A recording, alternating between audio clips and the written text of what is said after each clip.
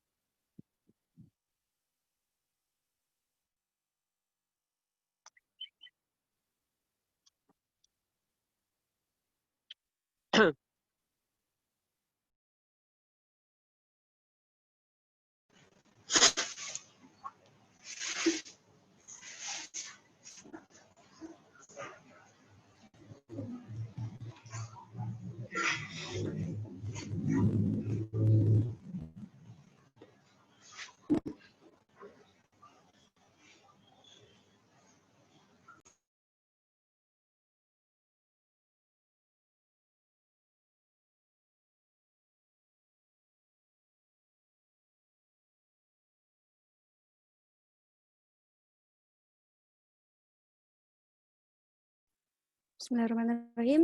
Assalamualaikum warahmatullahi wabarakatuh. Waalaikumsalam warahmatullahi wabarakatuh.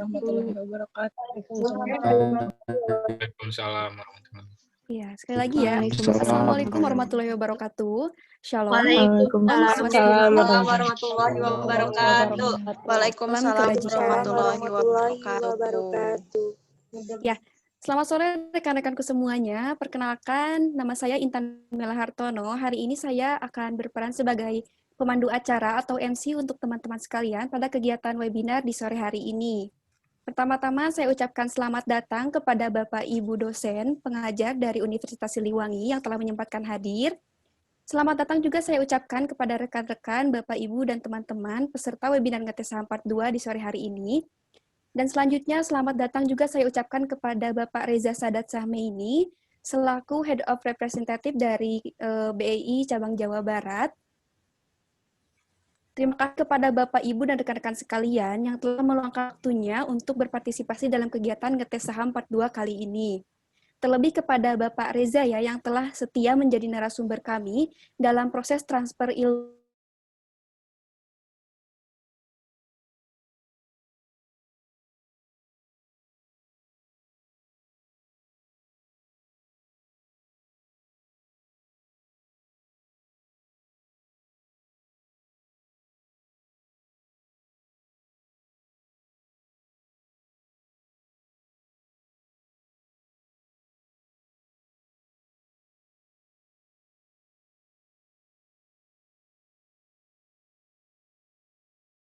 yang pertama ya, yaitu pembukaan.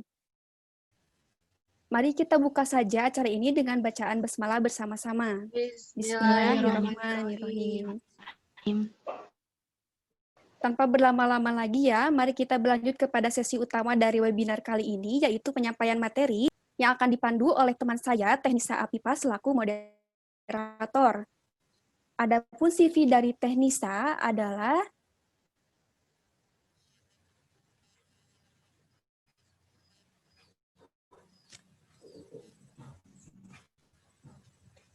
CV dari Teknisa.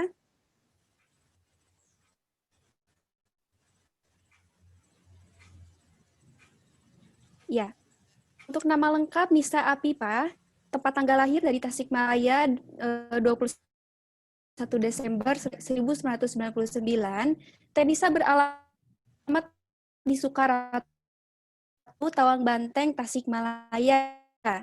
Untuk email, Teknisa bisa dihubungi at gmail.com, mahasiswi jurusan akuntansi di Universitas Siliwangi.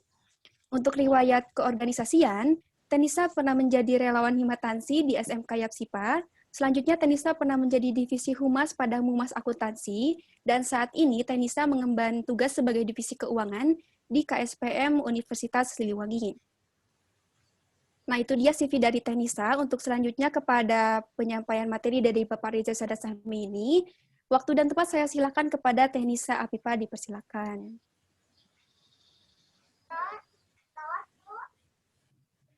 Baik, terima kasih. Assalamualaikum warahmatullahi wabarakatuh. Selamat Waalaikumsalam. salam sejahtera bagi kita semua. Selamat datang part 2. Sebelumnya terima kasih kepada saudari pembawa acara karena telah memberikan kewenangan kepada saya untuk memandu kegiatan webinar Ngetes Saham part 2 dengan tema Intelektual Pasar Modal di Era Digital pada sore hari ini. Izinkan saya memperkenalkan diri, nama saya Nisa Afifa, dan pada acara kali ini bertindak sebagai... Marilah kita buka pertemuan ini dengan terlebih dahulu mengucapkan puji dan syukur kita kehadirat Tuhan Yang Maha Kuasa, karena bisa berkumpul dalam webinar ini untuk mencari ilmu, dan semoga acara ini dirahmati oleh Tuhan Yang Maha Esa.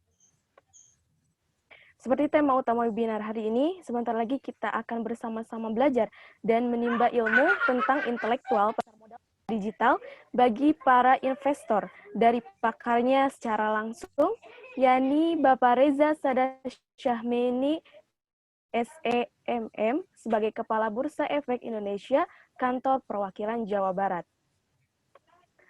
Bagi para peserta webinar yang hadir dalam forum ini, ada pun tata tertib yang perlu diperhatikan.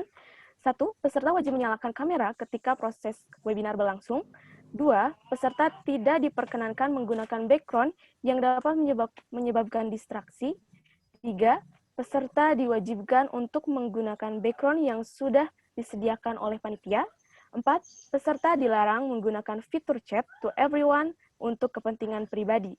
5. Peserta tidak diperkenankan menyalakan audio ketika proses penyampaian materi berlangsung. 6.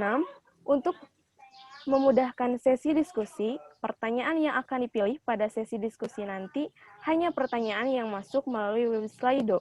Pertanyaan yang di-input melalui chat tidak akan dipilih oleh panitia. 7. Peserta yang tidak mematuhi tata tertib di atas akan dikeluarkan oleh panitia. Dan pemateri akan menyampaikan materi selama 45 menit, lalu dilanjutkan dengan tanya jawab selama 60 menit.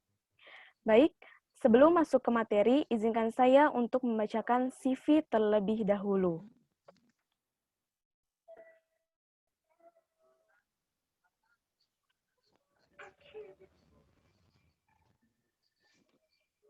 Baik, untuk CV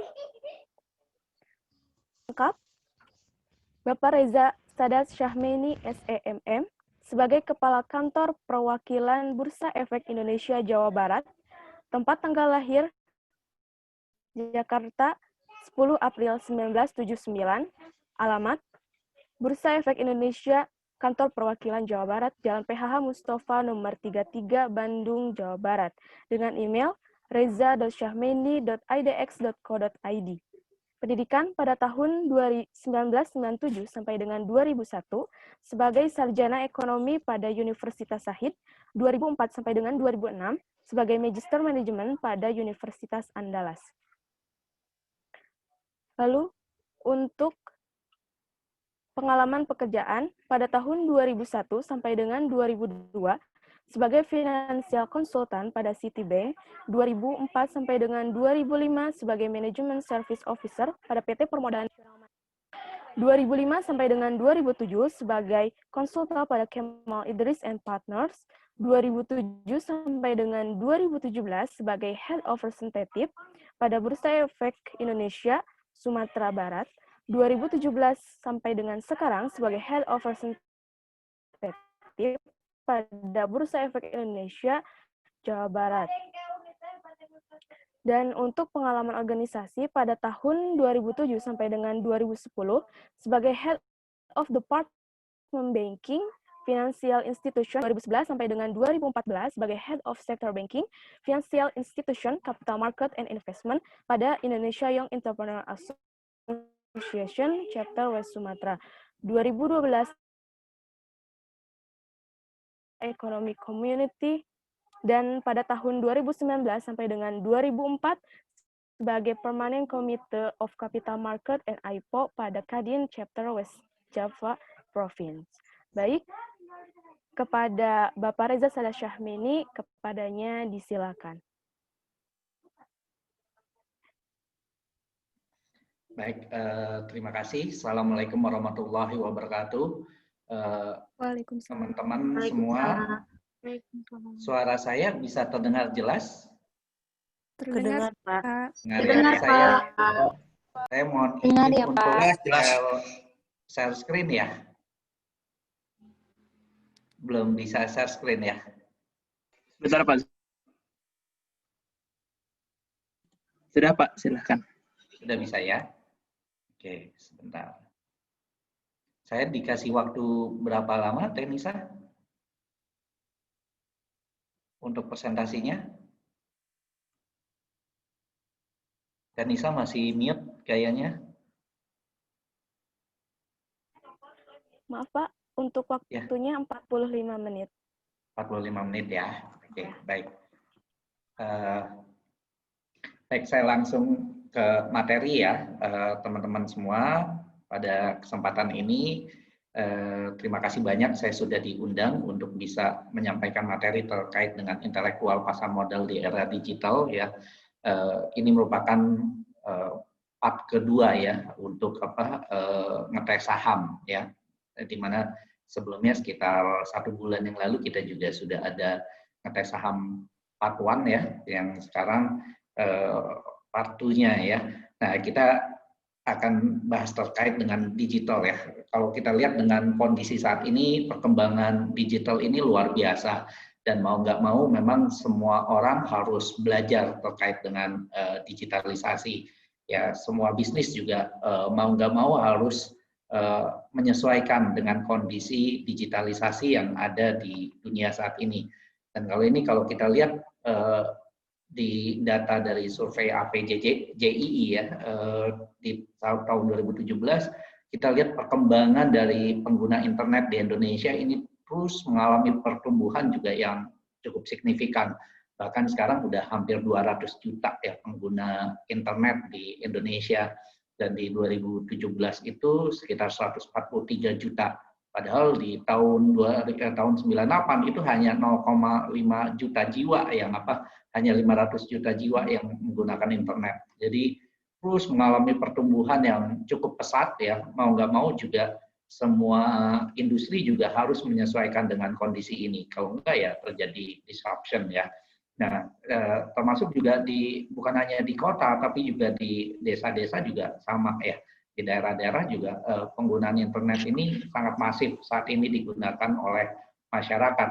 Dan kalau kita lihat dari penetrasi internet di Indonesia, ini terbesar justru di usianya teman-teman semua ya. Itu di kisaran 19 sampai dengan 33 tahun, ini penetrasi internetnya sangat luar biasa ya, tumbuh sekitar 49%.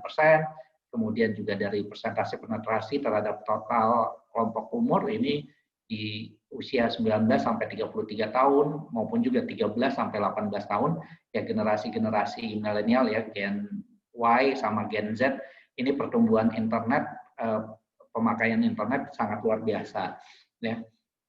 Dan kalau kita lihat juga lebih dari 80% internet di Indonesia itu diaksesnya justru melalui ponsel ya, melalui HP-nya teman-teman, melalui gadgetnya teman-teman, smartphone-nya maupun juga tablet pribadi dari masyarakat.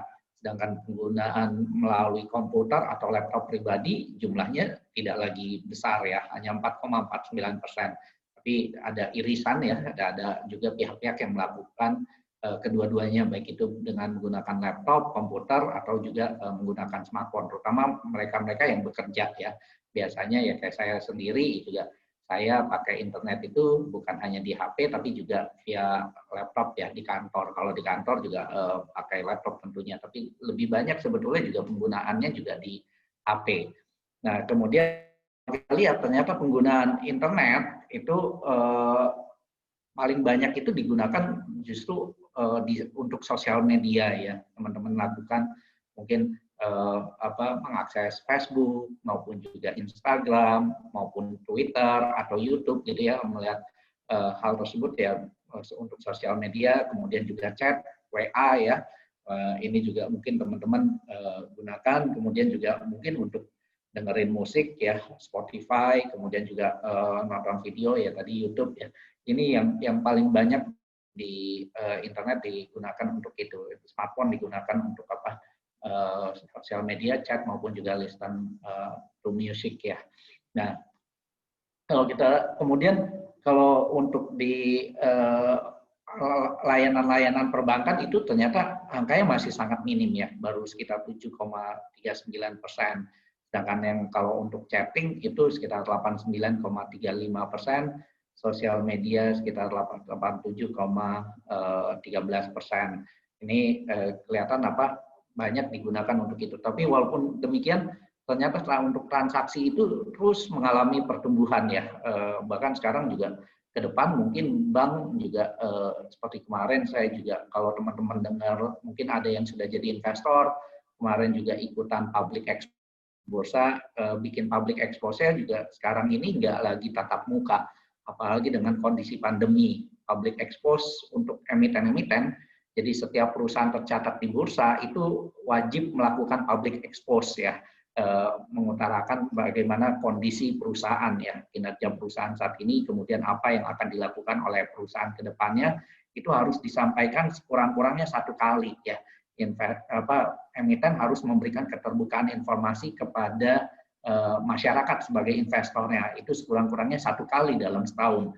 Dan kemudian juga Bursa Efek Indonesia memfasilitasi itu dengan mengadakan public expose live ya. Untuk tahun ini kita adakan public expose secara live ya, full live. Kalau tahun lalu ada tatap mukanya, ada juga yang untuk di daerah-daerah bisa juga via webinar nonton public expose-nya dari para emiten. Tapi tahun ini full semuanya dilakukan secara digital ya, melalui webinar. Karena dengan kondisi pandemi ini ya mau nggak mau kita harus melakukannya secara digital ya. Seperti apa yang kita lakukan saat ini ya, kita mengadakan webinar ngetes saham ya, juga nggak bisa tatap muka secara langsung, tapi ya kita lakukan dengan webinar ya, dengan secara online, secara daring. Nah ini yang terjadi saat ini, dan kemudian juga ya pemanfaatan teknologi ini luar biasa sekali ya, pemanfaatan internet di bidang ekonomi, termasuk juga diantaranya adalah transaksi di pasar modal sendiri. Walaupun kalau kita lihat dari literasi maupun juga inklusi di pasar modal, ini angkanya masih sangat kecil dibandingkan dengan industri jasa keuangan lainnya, baik itu perbankan, asuransi, kemudian juga dana pensiun, kemudian multi finance. Banyak orang yang sudah sangat paham terkait dengan industri-industri jasa keuangan lainnya. Tapi pasar modal di Indonesia tingkat literasi dan inklusi masyarakatnya masih sangat minim. Walaupun kalau kita lihat, teman-teman lihat di negara-negara maju, justru pasar modalnya yang jadi andalan dari masyarakatnya untuk berinvestasi, maupun juga dari perusahaan-perusahaan yang mencari pendanaan justru lebih banyak memanfaatkan pasar modal. Kalau teman-teman lihat di hampir semua perusahaan besar di dunia ini itu justru memanfaatkan yang namanya pasar modal, memanfaatkan capital market. Umumnya adalah perusahaan-perusahaan yang go public. Lihat perusahaan-perusahaan besar di dunia yang namanya Facebook, yang namanya Google, yang namanya Apple, Alibaba, Amazon, Microsoft, Manchester United, itu semua adalah perusahaan-perusahaan yang sudah go public. Sahamnya tidak lagi dimiliki oleh beberapa pihak, tapi sahamnya dimiliki oleh masyarakat. Mereka memanfaatkan pasar modal untuk bertumbuh dan berkembang. Jadi umumnya perusahaan-perusahaan besar di dunia ini go public. Bahkan di Indonesia juga kita lihat hampir semua bank umum ya, bank-bank umum ya, BCA, BRI, Mandiri, BNI, BTN, itu semua adalah perusahaan-perusahaan juga yang go public. Di belakangnya pakai TBK ya teman-teman. Nah itu memanfaatkan pasar modal. Hanya di Indonesia nih baru tumbuh nih dalam beberapa tahun terakhir, alhamdulillah pertumbuhan jumlah investor di pasar modal kita juga terus meningkat. Dan hal utama yang menyebabkan tumbuhnya pasar modal kita adalah juga karena pengaruh dari digitalisasi ya. Pengaruh dengan sekarang ini sistem transaksi sudah banyak yang dilakukan secara online ya, lebih banyak online sekarang ini ya. Sejak tahun 2011 banyak sekali sekuritas-sekuritas yang sudah mengembangkan sistem trading online ya, sistem trading online, bahkan juga termasuk juga untuk terkait dengan syariah juga kita juga sistem online trading syariah juga sangat berkembang di Indonesia. Nah, investasi itu sangat mudah saat ini dengan tentunya dengan nabung saham menggunakan smartphone ya.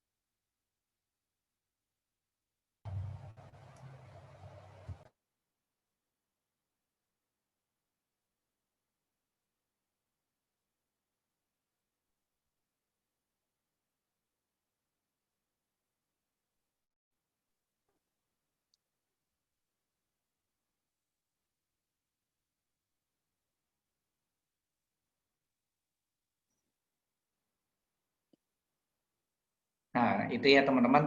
Jadi sekarang ini sangat mudah buat kita untuk nabung saham. Untuk beli saham itu juga nggak butuh modal besar sekarang. 100.000 teman-teman udah bisa buka rekening dan kemudian 100.000 bukan uang hilang, tapi 100.000 langsung teman-teman bisa belanjain buat beli saham. Contoh harga sahamnya Bank Jabar ya. Bank Jabar hari ini harga sahamnya itu bisa kita pantau juga dengan dari HP kita sendiri, kita bisa lihat pergerakan harga sahamnya. Kalau dari semua perusahaan tercatat di bursa yang saat ini jumlahnya ada 709 perusahaan tercatat di bursa. Harga saham Bank Jabar itu harga sahamnya hanya Rp875 per lembar saham. Minimal beli saham berapa banyak? Minimal beli saham itu 100 lembar, ya 1 lot atau 100 lembar saham. Jadi untuk beli sahamnya Bank Jabar itu kita hanya butuh uang Rp87.500. Angka yang sangat terjangkau tentunya buat teman-teman semua ya. Mungkin dengan mengurangi belanja nggak pentingnya, kemudian teman-teman udah bisa beli katakanlah sebulan 1 lot, nggak kerasa teman-teman udah punya dalam 12 bulan, dalam 1 tahun udah punya 12 lot. Nggak kerasa dalam 10 tahun, kalau rata-rata sebulan 1 lot, 10 tahun teman-teman punya 120 lot saham Bank Jabar gitu ya. Perusahaannya tambah besar, maka kekayaan kita akan terus meningkat, ikut meningkat juga ya. Ya perusahaan kalau tambah besar ya tentu harga sahamnya juga akan naik, sama aja kayak sapi. Sapi kalau kita punya sapi, sapinya tambah gemuk, tentu harga sapinya juga akan naik. Demikian juga perusahaan. Kalau teman-teman investasi di perusahaan, perusahaannya tambah besar, ya tentu harta kekayaan kita juga akan ikutan meningkat seiring dengan perusahaannya tambah besar tadi ya. Nah itu ada peluang buat kita untuk turut serta memiliki dari ada 709 perusahaan tercatat di bursa yang sahamnya bisa dimiliki oleh teman-teman semua. Yang itu nggak butuh modal yang besar ya teman-teman, tapi teman-teman udah bisa ikutan memiliki saham dari perusahaan-perusahaan besar kita yang punya prospek yang bagus. Nah, kemudian juga sekarang ini ragam media investasi pasar modal secara digital itu banyak. Teman-teman juga bisa investasi reksadana ya, itu merupakan produk pasar modal juga via Bukalapak, via Bareksa maupun juga Tokopedia. Itu kita bisa investasi melalui situs-situs tadi ya, melalui Bukalapak, Bareksa maupun juga Tokopedia. Kemudian juga ada 64 sekuritas online trading saat ini di Indonesia. Dari 103 perusahaan sekuritas di Indonesia, saat ini ada 64 yang sudah punya sistem online trading ya. Yang punya sistem online trading di mana salah satunya yang kerjasama dengan Universitas Siliwangi, Unsil, adalah Reliance Sekuritas Indonesia. Nah, teman-teman juga bisa buka rekening itu di Galeri Investasi Bursa Efek Indonesia yang ada di Universitas Siliwangi ya. Bisa belajar di sana, nanti juga bisa ikutan kegiatan-kegiatan lanjutannya di bursa. Kita punya ada kegiatan sekolah pasar modal, kemudian juga kita ada edukasi-edukasi lanjutan, baik itu nanti SPM lanjutan maupun juga workshop analisa fundamental, workshop analisa teknikal. Itu teman-teman bisa ikuti kegiatan-kegiatan tersebut. Dan kegiatan-kegiatan yang diselenggarakan oleh Bursa Efek Indonesia itu semuanya free, nggak berbayar. Tapi di situ teman-teman bisa dapat banyak ilmu ya, banyak wawasan untuk kemudian sebagai bekal buat teman-teman buat berinvestasi. Teman-teman, kami mengajak teman-teman buat investasi di pasar modal ya, berinvestasi di pasar modal, bukan buat spekulasi ya, tapi buat investasi. Kalau investasi ya tentu kita harus pelajari dulu perusahaan yang mau dibeli, nggak main asal beli ya. Kita sebagai intelektual ya teman-teman, sebagai mahasiswa, mahasiswi ya tentu harus belajar dulu, pelajari dulu apa yang mau kita beli. Nggak main asal beli saham ya, tidak main asal beli saham, tidak spekulasi. Spekulasi itu adalah when you buy something without adequate research.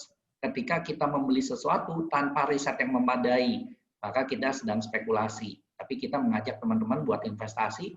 Kalau investasi, tentu teman-teman pelajari dulu perusahaan yang mau dibeli. Katakanlah teman-teman mau beli Indofood, tentu teman-teman harus tahu dulu Indofood itu perusahaan apa, ya, produknya apa. Kita harus pelajari dulu Indofood itu produknya apa. Oh, produknya Indomie. Kemudian penjualannya gimana dari tahun ke tahun. Kita bisa lihat penjualannya, meningkat nggak penjualannya. Kalau penjualannya nggak meningkat, kemudian menurun ya, ngapain kita beli sahamnya? Apalagi kalau perusahaannya rugi, ya, ngapain kita beli sahamnya? Tentu kita lihat perusahaan-perusahaan yang kinerjanya bagus, kemudian habis itu kita lihat juga prospek ke depannya. Prospek ke depannya, kira-kira 5-10 tahun yang akan datang, Indofood akan tetap ada atau enggak? Masih ada enggak orang Indonesia yang makan Indomie 5 atau 10 tahun yang akan datang? Sejauh peningkatannya dari analisa kita peningkatannya masih terus ada, masih perusahaannya masih terus bertumbuh, ya berarti perusahaan ini punya prospek yang bagus ke depannya. Tentu kita harus pelajari hal-hal tersebut ya sebelum kita berinvestasi. Dan sekarang ini untuk dapetin informasi-informasi itu sangat mudah dengan era digital saat ini ya teman-teman, sangat mudah untuk bisa memperoleh semua informasi-informasi, data-data tersebut sangat mudah bisa kita peroleh ya. Nanti dengan teman-teman buka rekening di perusahaan sekuritas, teman-teman bisa lihat dari gadgetnya teman-teman sendiri. Jadi informasinya akan kita peroleh ya dengan cepat ya. Beda dengan kalau dulu belum eranya digital, ya tentu koran nasional itu nyampe ke daerah, katakanlah nyampe ke Tasik juga udah makan waktu yang cukup lama, mungkin siang baru nyampe gitu ya. Padahal di Jakarta orang udah baca beritanya di pagi hari. Tapi orang mungkin di Tasik mungkin baru baca berita nasional baru di siang hari. Itu kalau waktu dulu belum era digital. Tapi kalau sekarang dengan era digital, siapapun bisa akses internet ya. Bisa buka HP-nya, buka gadgetnya, kemudian bisa tahu berita yang sama cepatnya, baik itu berita yang ada di Jakarta maupun juga yang ada di berbagai belahan dunia lainnya. Nah, ini yang tentu sangat baik untuk pengembangan pasar modal ya. Nah, bicara tentang pasar modal, teman-teman, pasar modal ini mempertemukan supply side ya, sisi supply ya, penawaran dengan sisi demand. Demand side-nya itu kalau supply side-nya sisi penawarannya adalah pasar modal itu tempat bertemunya pihak yang perlu dana jangka panjang ya dengan pihak yang perlu investasi pada instrumen finansial. Tempat bertemunya supply side-nya adalah pihak yang perlu dana jangka panjang, dengan demand side-nya adalah pihak yang perlu investasi pada instrumen finansial ya. Yang perlu dana jangka panjang siapa? Negara butuh dana, teman-teman. Buat apa? Buat bangun infrastruktur, buat bangun jalan, buat bangun pelabuhan, buat bangun kampus, buat bangun sekolah, buat bangun rel kereta. Nah, salah satu sumber dananya adalah negara bisa menerbitkan yang namanya surat utang negara, surat berharga negara ya. ada yang namanya SUN, surat berharga negara, ada yang namanya SUN, ada yang namanya surat berharga syariah negara, ada yang namanya sukuk ya, ada yang namanya sukuk. Bahkan kemarin juga kita baru luncurkan juga yang namanya sukuk retail ya, negara juga baru meluncurkan sukuk retail seri 013 dan itu juga cara belinya teman-teman juga secara online. Itu juga merupakan adalah instrumen dari pasar modal ya. Sukuk adalah instrumen pasar modal. Kemudian yang butuh dana bukan hanya negara, tapi juga perusahaan-perusahaan butuh dana buat pengembangan bisnisnya, buat pengembangan usahanya. Perusahaan-perusahaan butuh dana bisa menerbitkan surat-surat berharga di pasar modal. Contoh katakanlah Telkom butuh dana buat bangun jaringan IndiHome. Nah, salah satu sumber dananya Telkom bisa menerbitkan saham untuk dijual kepada masyarakat, bisa menerbitkan obligasi. Katakanlah juga mungkin PLN butuh dana buat bangun katakanlah pembangkit listrik dan lain sebagainya. PLN bisa menerbitkan yang namanya obligasi, bisa menerbitkan yang namanya sukuk. Jadi perusahaan-perusahaan bisa menerbitkan surat-surat berharga untuk kemudian dibeli oleh siapa? Yang belinya demand side-nya tadi adalah pihak yang perlu investasi pada instrumen finansial.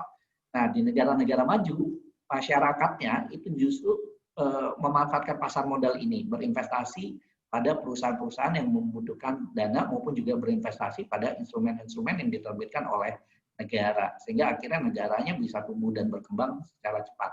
Nah, di Indonesia, alhamdulillah baru beberapa tahun terakhir ini semakin banyak masyarakat kita yang sudah mulai berinvestasi di pasar modal. Mudah-mudahan nanti juga teman-teman bisa mulai mencoba juga mulai berinvestasi di pasar modal.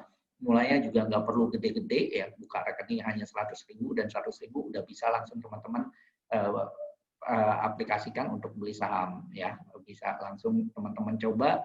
Kemudian juga contoh katakanlah teman-teman beli sahamnya Bank Jabar tadi ya, dengan hanya 80.000 teman-teman bisa ikutan jadi pemilik perusahaannya, teman-teman juga bisa hadir di rapat umum pemegang saham dari Bank Jabar. Kalau Bank Jabarnya adain RUPS, rapat umum pemegang saham, kita bisa ikutan hadir di sana, ikutan mendengarkan, dapat banyak ilmu ya, dapat banyak wawasannya juga terbuka ya, dengar langsung dari manajemennya bagaimana kinerja perusahaannya, kemudian apa yang akan dilakukan oleh perusahaan ke depan, itu semua akan ada di rapat umum pemegang saham. Kemudian juga teman-teman juga bisa dengar langsung bahkan bagaimana pemilihan yang namanya direksi, pemilihan komisaris, itu keputusannya ada di RUPS. Berapa gaji direksi, gaji komisaris itu adanya di rapat umum pemegang saham ya. Keputusan tertinggi dalam badan hukum PT perseroan terbatas itu adalah rapat umum pemegang saham. Nah, dari pasar modal, struktur pasar modal di Indonesia kita berada di bawah pengawasan dari Otoritas Jasa Keuangan ya. Jadi pasar modal legalitasnya jelas ya. Legalitasnya ada di Undang-Undang Pasar Modal Nomor 8 Tahun 95. Kemudian juga struktur pasar modal di Indonesia kita berada di bawah pengawasan dari OJK. Sama halnya dengan katakanlah perbankan, asuransi, dana pensiun, tadi multi finance ya, itu sama-sama berada di bawah pengawasan dari Otoritas Jasa Keuangan. OJK ini adalah lembaga negara setingkat dengan Bank Indonesia. OJK dibentuk dengan Undang-Undang Nomor 21 Tahun 2011 ya teman-teman. Jadi pasar modal juga berada di bawah pengawasan dari OJK. Di bawah OJK ada 3 SRO namanya, Self Regulatory Organization, organisasi yang punya kewenangan untuk membuat aturan-aturan di bidang pasar modal untuk ditaati oleh para pelaku pasar modal. 3 organisasi tadi adalah Bursa Efek Indonesia, kemudian Clearing Penjaminan Efek Indonesia, dan juga Kustodian Sentral Efek Indonesia. Nah, ini yang buat aturan-aturan di bidang pasar modal. Nah, tempatnya kalau kita mau beli saham, itu datangnya ke perusahaan efek yang punya izin sebagai perantara pedagang efek. Salah satunya adalah Reliance Sekuritas yang sudah bekerja sama dengan Universitas Siliwangi. Kita ada Galeri Investasi Bursa Efek Indonesia di Universitas Siliwangi ya. Teman-teman bisa buka rekening di Galeri Investasi tadi ya.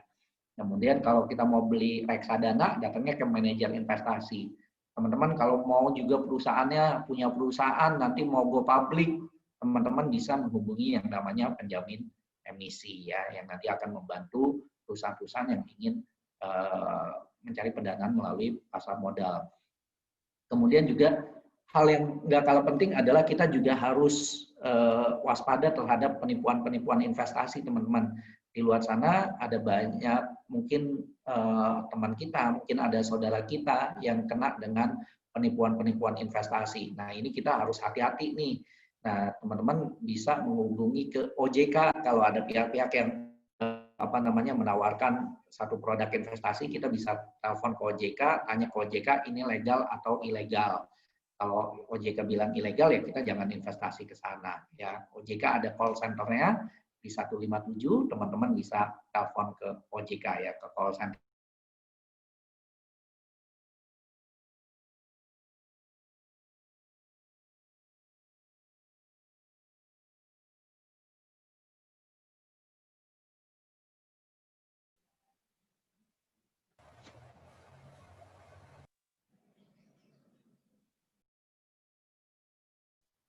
Suaranya hilang, Pak.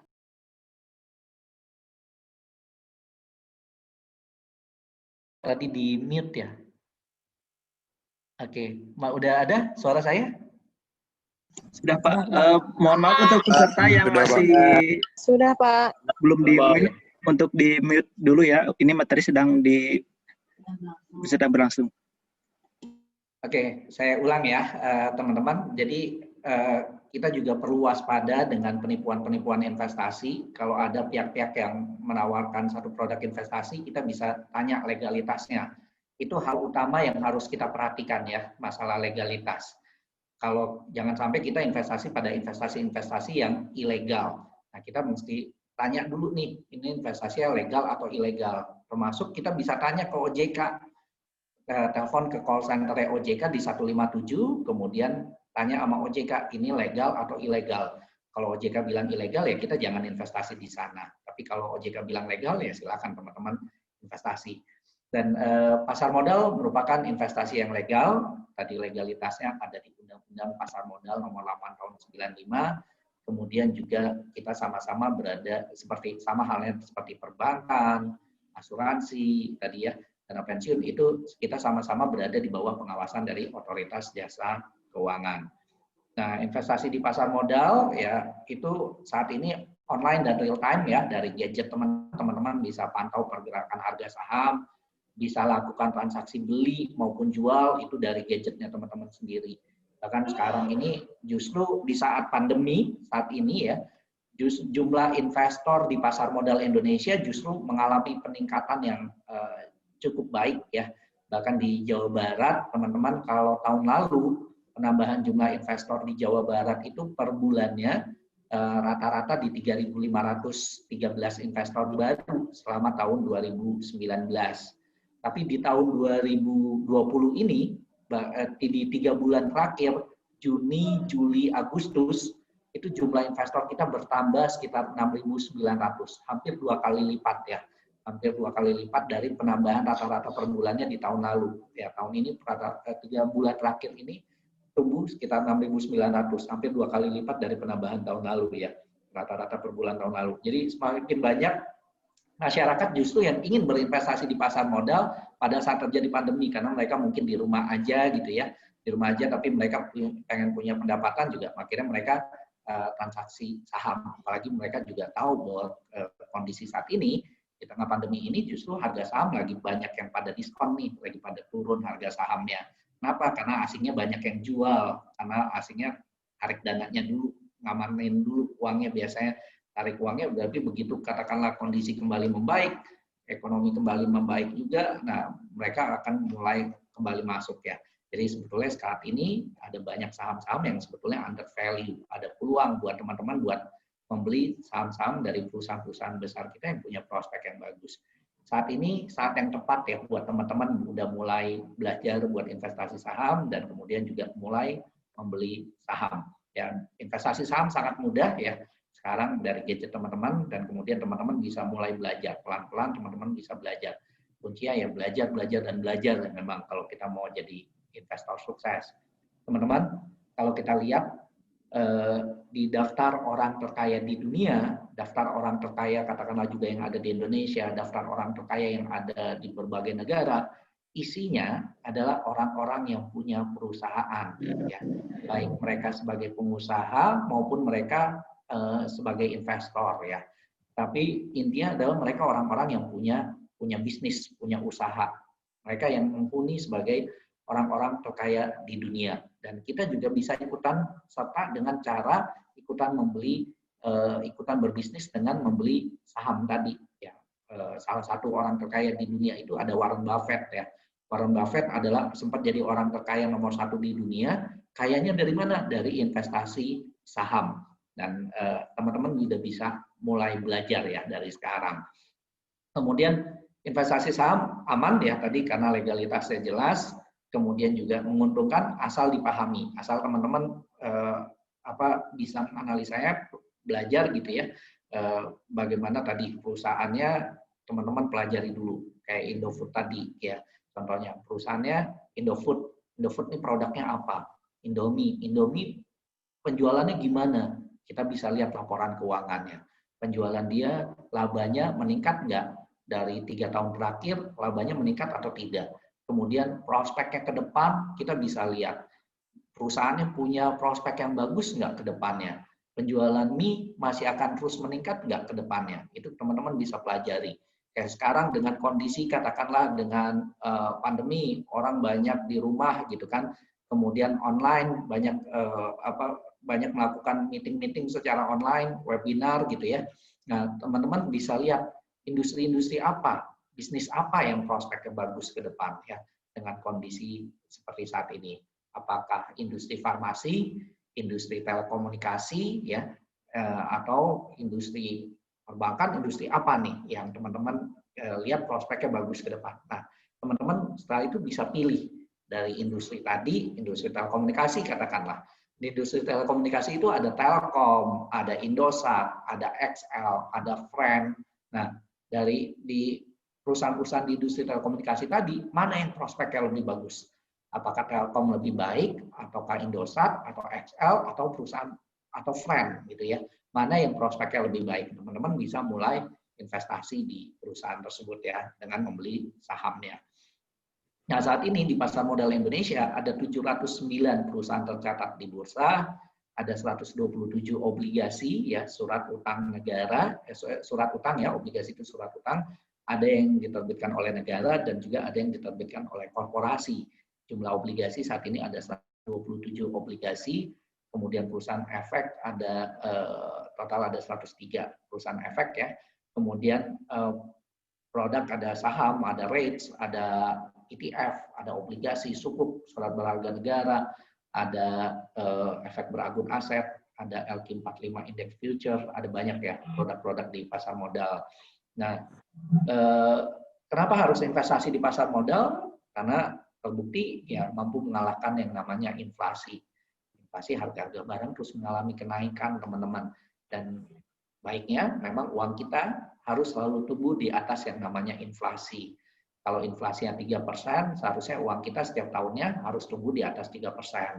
Kalau inflasinya 6%, maka uang kita seharusnya tumbuh di atas 6% setiap tahunnya. Kalau enggak, kalau justru di bawah inflasi, maka sebetulnya daya beli kita tidak meningkat, tapi daya beli kita malah turun ya. Nah, kemudian juga potensi imbal hasil juga yang signifikan ya. Kalau kita lihat ya perusahaan-perusahaan tercatat di bursa ternyata memberikan tingkat imbal hasil juga yang cukup baik dalam sekian tahun terakhir. Nanti kita lihat grafiknya ya teman-teman. Kemudian juga informasi mudah didapatkan sekarang dari gadget kita, sangat mudah kita dapatkan berbagai data. Tinggal masalahnya mau atau enggak gitu ya. Kalau kita ada kemauan, insya Allah bisa gitu ya. Kemudian juga ternyata nggak sesulit yang dibayangkan, tidak sesulit yang dibayangkan. Asalkan teman-teman mau belajar ya.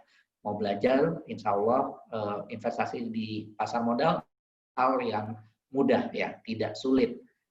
Jangan bayangin yang sulit-sulit dulu ya teman-teman, insya Allah bisa. Nggak perlu membayangkan yang sulit-sulit, nggak perlu hitung-hitungan yang rumit-rumit juga. Teman-teman bisa pilih perusahaan-perusahaan terbaik aja di bidangnya kalau di tahap-tahap awal ya.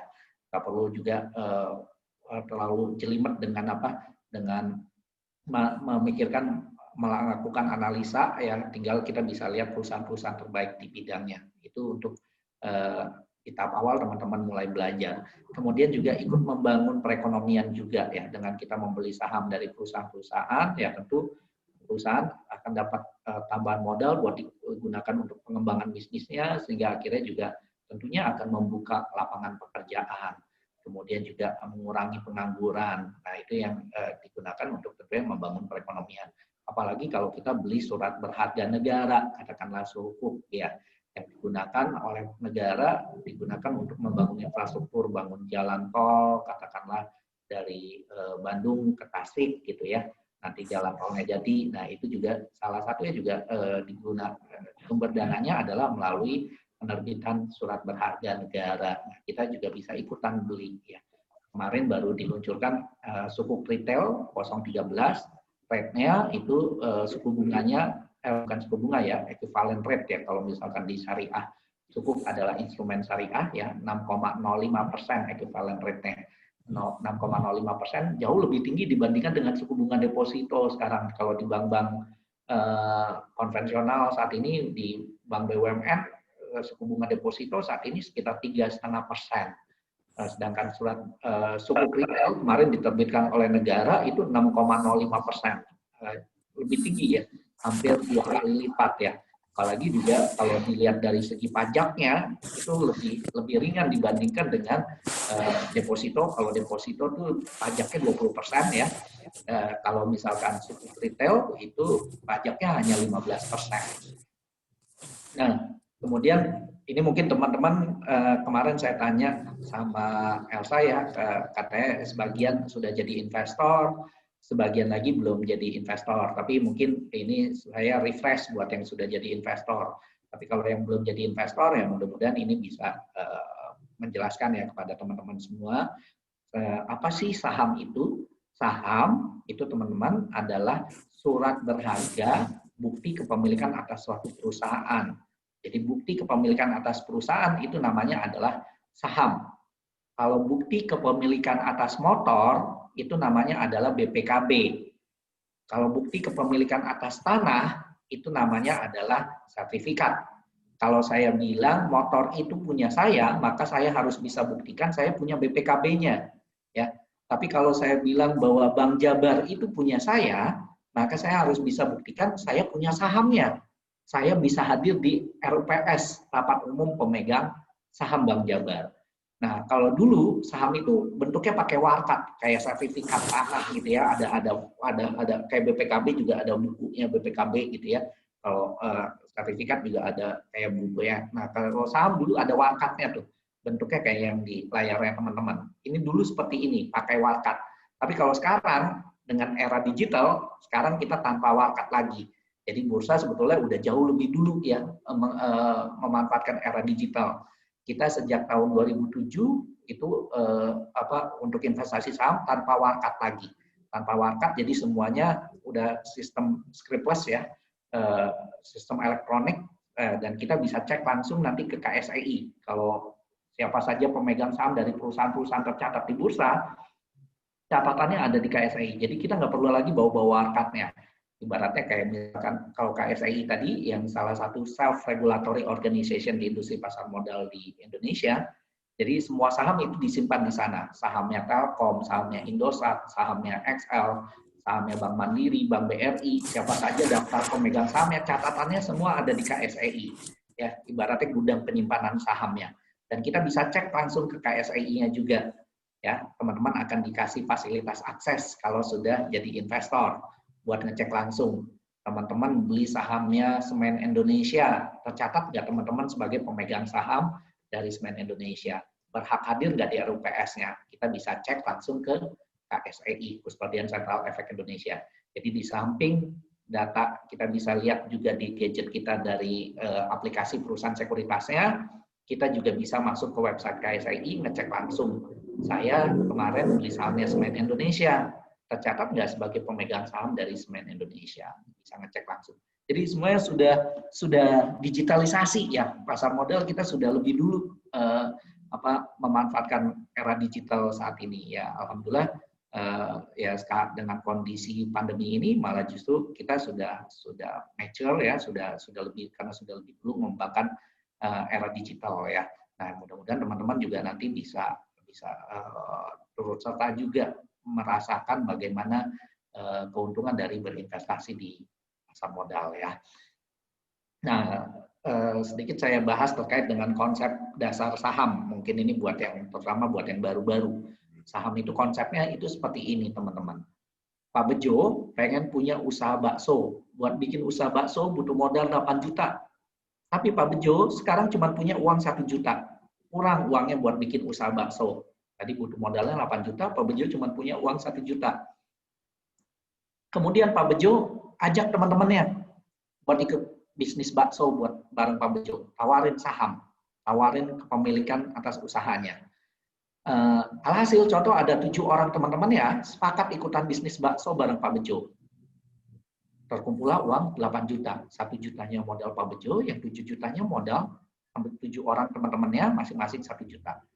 Uang 8 jutanya terkumpul, usaha baksonya bisa berjalan. Walaupun yang ngelola usahanya Pak Bejo, teman-temannya hanya ikut penyertaan modal. Hanya ikut penyertaan modal, nggak ikut ngelola usaha baksonya. Pak Bejo namanya pengusahanya, dia yang ngelola usahanya. Teman-temannya namanya investor, dia hanya ikut penyertaan modal, dia nggak ikutan ngelola usaha, itu namanya adalah investor.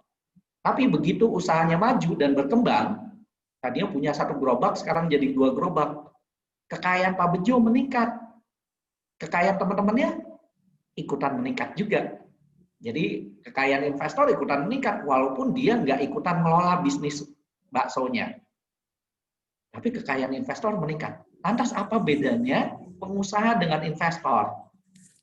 Bedanya yang ngelola usaha, si pengusaha ini, itu berhak atas yang namanya gaji, berhak atas yang namanya tunjangan, berhak atas yang namanya bonus. Sedangkan investor tidak berhak atas yang namanya gaji, nggak berhak atas yang namanya tunjangan, nggak berhak atas yang namanya bonus. Tapi kalau perusahaannya untung, ya investor berhak atas yang namanya dividen. Dividen bagian keuntungan perusahaan yang dibagikan kepada pemegang saham. Kalau di koperasi namanya SHU, sisa hasil usaha. Tapi kalau di perusahaan namanya adalah dividen. Investor berhak atas yang namanya dividen. Ya. Kemudian begitu perusahaannya berkembang, juga investor bisa punya peluang untuk bisa memperoleh yang namanya capital gain. Ya, kekayaan dia juga akan ikutan meningkat. Dan ternyata teman-teman, kalau kita lihat orang-orang kaya di dunia ini adalah mereka yang jadi pengusaha atau jadi investor.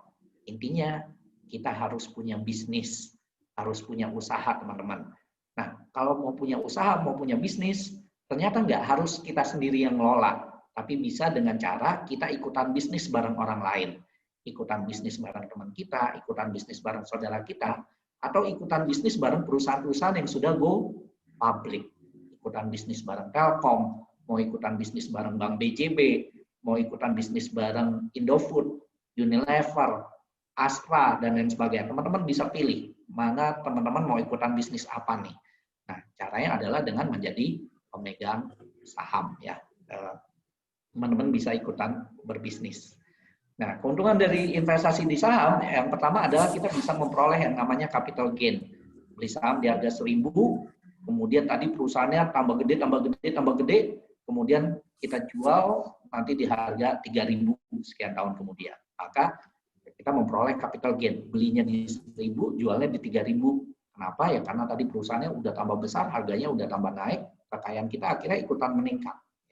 Ini manfaat dari kita investasi di pasar modal. Manfaat lainnya, kita bisa memperoleh yang namanya dividen, tadi bagian keuntungan perusahaan yang dibagikan kepada pemegang saham. Kita bisa juga dapat saham bonus, kemudian juga keuntungan pada saat perusahaan melakukan stock split, pemecahan saham, buyback saham, kemudian juga ada right issue, kemudian juga berhak hadir juga di dalam rapat umum pemegang saham. Walaupun punyanya cuma 1 lot, ya, walaupun punya cuma 1 lot, kita berhak hadir di dalam RUPS.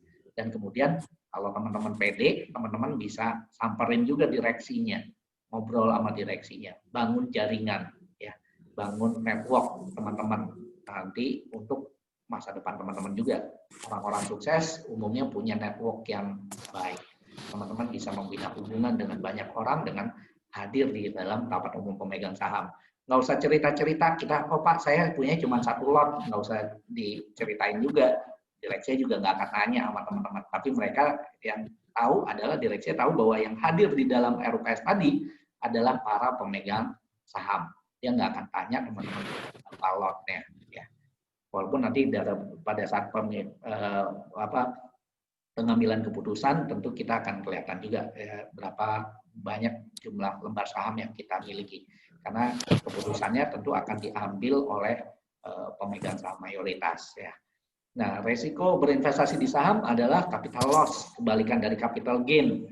Perusahaan bisa tambah gede, tapi juga perusahaan bisa tambah kecil. Ya, kalau perusahaannya rugi, ya tentu harga sahamnya bisa turun. Harga sahamnya turun, saya beli di harga 1.000, kemudian ternyata kinerja perusahaannya nggak bagus, turun katakan ke 800. Pada saat di 800 saya jual, maka saya capital loss. Kalau belum dijual, namanya belum capital loss, baru potensial loss. Kenapa? Karena bisa jadi harganya besok lusa naik lagi. Ya, kinerja perusahaan bisa jadi hari ini kurang bagus, tapi besok bisa jadi lebih baik, gitu ya. Nah ini tentu ada potensi capital loss juga. Dan resiko lainnya ya kalau perusahaannya rugi ya tentu nggak dapat dividen. Sama aja kalau koperasi kalau rugi juga nggak bagi SHU ya. Dan resiko terburuk adalah kalau sampai usahanya bangkrut, usahanya pilot ya teman-teman. Sama aja kalau teman-teman bikin bisnis sendiri, resiko terburuknya adalah kalau sampai bisnisnya bangkrut ya, bisnisnya pilot. Tapi tentu yang namanya pengusaha, yang namanya investor, nggak ada yang pernah punya cita-cita mau bangkrut. Untuk itu, sebelum beli saham, kita harus pelajari dulu perusahaan yang mau kita beli. Ibaratnya kita mau berbisnis nih, mau beli satu bisnis, tentu harus kita pelajari dulu bisnis ini prospeknya bagus nggak? Ya, itu kita harus pelajari dulu. Sebagai intelektual, ya tentu kita nggak main spekulasi, tapi kita harus pelajari apa yang mau kita beli. Tidak beli kucing dalam karung, ya. Teman-teman harus analisa, ya. Analisa, belajar terus, ya. Kenapa? Karena kondisi bisnis itu sangat dinamis, teman-teman. Ya, kondisi bisnis itu dinamis, berubah-ubah. Dulu orang nggak peduli dengan internet, tapi sekarang perusahaan mana yang nggak memanfaatkan internet harus bertransformasi, harus menyesuaikan diri ya dengan kondisi perubahan-perubahan zaman gitu ya, perubahan ya harus udah pakai internet, harus juga punya email juga, ngirim email dan lain sebagainya, harus memanfaatkan era digital. Kalau enggak ya kita ketinggalan zaman. Mau nggak mau kita harus terus belajar. Demikian juga teman-teman, jangan berhenti buat belajar ya, karena kondisinya akan selalu berubah ya. Kondisi dunia ini berubah-ubah terus gitu ya, dan kita mau nggak mau harus menyesuaikan diri dengan perkembangan zaman ya. Kita harus selalu adaptif, jangan merasa pintar ya. Kenapa? Karena kita harus selalu mau untuk belajar ya, untuk bisa jadi sukses tentunya. Nah, investasi saham itu sama kayak kita nanam pohon, teman-teman. Kalau kita nanam pohon, kita pilih dulu bibitnya, pilih dulu benihnya. Kalau kita tanam benih yang baik, tentu hasilnya akan baik. Tapi kalau kita salah pilih bibit, salah nanam bibit, ya tentu hasilnya nggak sesuai dengan yang kita harapkan. Jadi itu pilih dulu bibitnya. Contoh tadi kita mau investasi di industri telekomunikasi, katakanlah. Kita tahu nih bahwa sekarang, contoh katakanlah orang banyak pakai webinar, wah kayaknya nih penjualan perusahaan-perusahaan sektor telekomunikasi ini akan meningkat nih. Ya, kita pelajari tadi, perusahaan-perusahaan sektor telekomunikasi, ada Telkom, ada Indosat, ada XL gitu ya. Kemudian kita pilih dari perusahaan-perusahaan tadi, kita bandingkan laporan keuangannya, kinerjanya, kemudian prospeknya ke depan, kemudian kita pilih. Kalau saya nanam di saham Telkom hari ini, dengan saya nanam di saham XL atau nanam di saham Indosat, tentu hasilnya 5 tahun yang akan datang akan berbeda. Kenapa? Karena kinerja Telkom, Indosat, dan XL berbeda. Bibitnya beda nih antara Telkom, Indosat, dan XL. Ya, kita harus pilih dulu bibitnya. Mana yang bibitnya lebih baik, maka hasilnya juga akan lebih baik. Tapi kalau kita salah pilih bibit, ya tentu hasilnya nggak akan sesuai dengan yang kita harapkan. Dan juga yang perlu kita perhatikan juga, kita harus butuh sabar, butuh tekun. Ya, kalau teman-teman tanam pohon, hari ini ditanam, besok berbuah, enggak ya, butuh proses gitu ya, butuh proses. Walaupun memang investasi saham bisa jangka pendek, beli pagi, jual siang bisa, tapi akan lebih memberikan tingkat keuntungan yang lebih optimum kalau teman-teman investasinya long term ya. Butuh sabar, butuh tahun, tinggal teman-teman pilih mana yang punya prospek yang bagus. Teman-teman juga harus pantau. Mantaunya nggak perlu tiap hari juga. Mantaunya kalau kita investasinya jangka panjang, mantaunya cukup pada saat perusahaan terbitkan laporan keuangan. Pada saat ada laporan keuangan interim, katakanlah laporan keuangan kuartalan, kita lihat. Laporan keuangan kemudian semesteran, kita lihat. Laporan keuangan tahunannya juga kita lihat. Perusahaannya kinerjanya baik nggak nih? Labanya meningkat nggak dari waktu ke waktu? Kita lihat, ya. Kita pantau perusahaannya. Oh, labanya terus tumbuh, perusahaannya bagus gitu ya. Cari perusahaan-perusahaan yang labanya terus bertumbuh, ya. Labanya terus meningkat dari waktu ke waktu. Ya, teman-teman bisa pelajari itu. Nah, ini Warren Buffett ya, teman-teman bisa lihat searching di Google ya. Warren Buffett ini orang terkaya, sempat jadi orang terkaya nomor 1 di dunia. Kemudian dia hibahkan 50% kekayaannya. Sekarang dia berada di nomor 3 terkaya di dunia, orang terkaya nomor 3 di dunia, Warren Buffett. Warren Buffett ini kayaknya dari investasi saham. Dan teman-teman bisa contek ya, bisa nyontek dengan jadi investor saham seperti Warren Buffett ya. Ya walaupun menjadi seperti Warren Buffett banget juga satu hal yang memungkinkan, tapi satu hal yang luar biasa gitu ya. Warren Buffett ini mulai investasi saham dari usia 11 tahun. Di usia 11 tahun dia udah mulai investasi. Dia belajar terus hingga akhirnya dia jadi investor sukses di pasar modal ya di Amerika tapinya. Nah, di Indonesia sekarang ada banyak juga investor-investor kita yang seperti Warren Buffett ya. Nah, teman-teman juga bisa belajar ya. Dari sekarang bisa mulai nabung saham. Siapa tahu insya Allah teman-teman akan jadi investor-investor sukses dunia. Nah, ini salah satu orang terkaya di dunia, orang terkaya di Indonesia ya, Michael Budi Hartono, itu juga bosnya Jarum, itu juga sempat bilang di marketbusiness.com ya.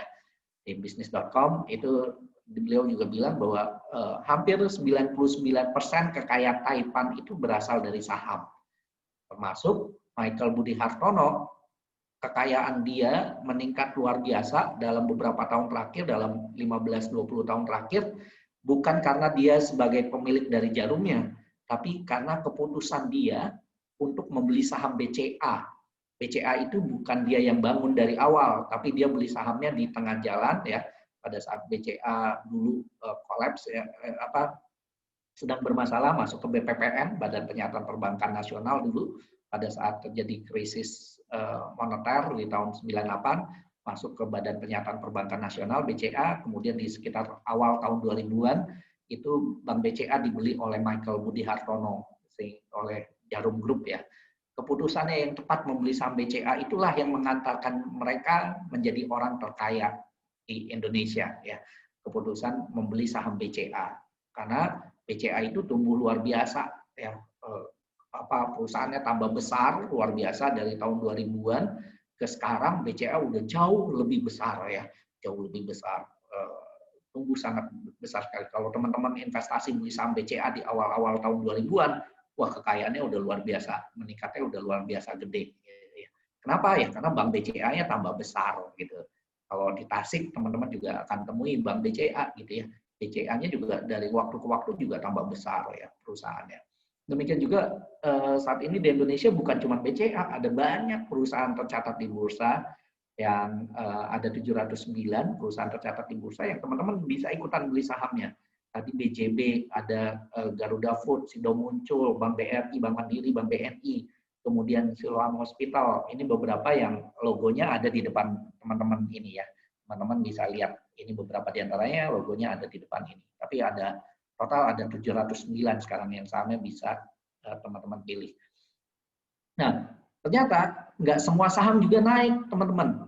Ingat, ada yang naik, ada yang turun. Ya. Dari 700 perusahaan yang tercatat pada saat bulan Agustus 2020, selama 10 tahun terakhir, 359 saham itu mengalami kenaikan. Ada 341 saham yang turun. Jadi banyak juga yang turun. Ya. Dari 359 yang naik, ada 277 saham yang rata-rata per tahunnya itu tumbuh di atas 5% per tahun. Ada 202 saham yang rata-rata per tahunnya tumbuh 10% per tahun. Ada 117 saham yang rata-rata tumbuh di atas 20% per tahun. Ada 72 saham yang rata-rata tumbuh di atas 30% per tahun, dan ada 55 saham yang tumbuh di atas 40% per tahunnya. Jadi tergantung dari kita milihnya nih. Tentu milihnya nggak main asal pilih. Ada ilmunya, ada caranya. Nah, teman-teman bisa mulai belajar tentunya ya. Belajar, teman-teman sebetulnya udah belajar ini dari Fakultas Ekonomi semua kah? Dari manajemen atau akuntansi? Nah, sebetulnya teman-teman udah belajar juga di bangku kuliah ya. Teman-teman belajar di bangku kuliah, tinggal nanti teman-teman praktekkan apa yang teman-teman pelajari di bangku kuliah ke bagaimana caranya berinvestasi di saham. Tinggal nanti dengan praktek tadi, teman-teman akan lebih tajam analisanya ya. Nah, teman-teman, ini kalau kita lihat dari awal tahun sampai dengan ya kebetulan saya ambil datanya sampai tanggal 25 September nih. 25 September hari Jumat kemarin ya. Dari awal tahun memang banyak saham-saham yang turun harga sahamnya, tapi ternyata ada juga yang mengalami kenaikan. Salah satu contohnya ada BRIS, Bank BRI Syariah ya. Bank BRI Syariah harga sahamnya itu udah naik sekitar 133% dari awal tahun ya. Dari awal tahun harga sahamnya sudah naik 133%. Ada sahamnya MDKA. MDKA nih perusahaan punyanya Pak Sandiaga Uno ya. Salah satu pemegang saham pengendalinya, saham mayoritasnya adalah Pak Sandiaga Uno. Ini harga sahamnya juga naik 45,33% ya. Ya, lebih tinggi dibandingkan kenaikan harga emas. Harga emas dari awal tahun sampai dengan saat ini itu naik 32,21%. Jadi BRIS sama MDKA ini tumbuh di atas pertumbuhan harga emas di tahun ini. Walaupun yang lain-lain banyak yang di bawah ya.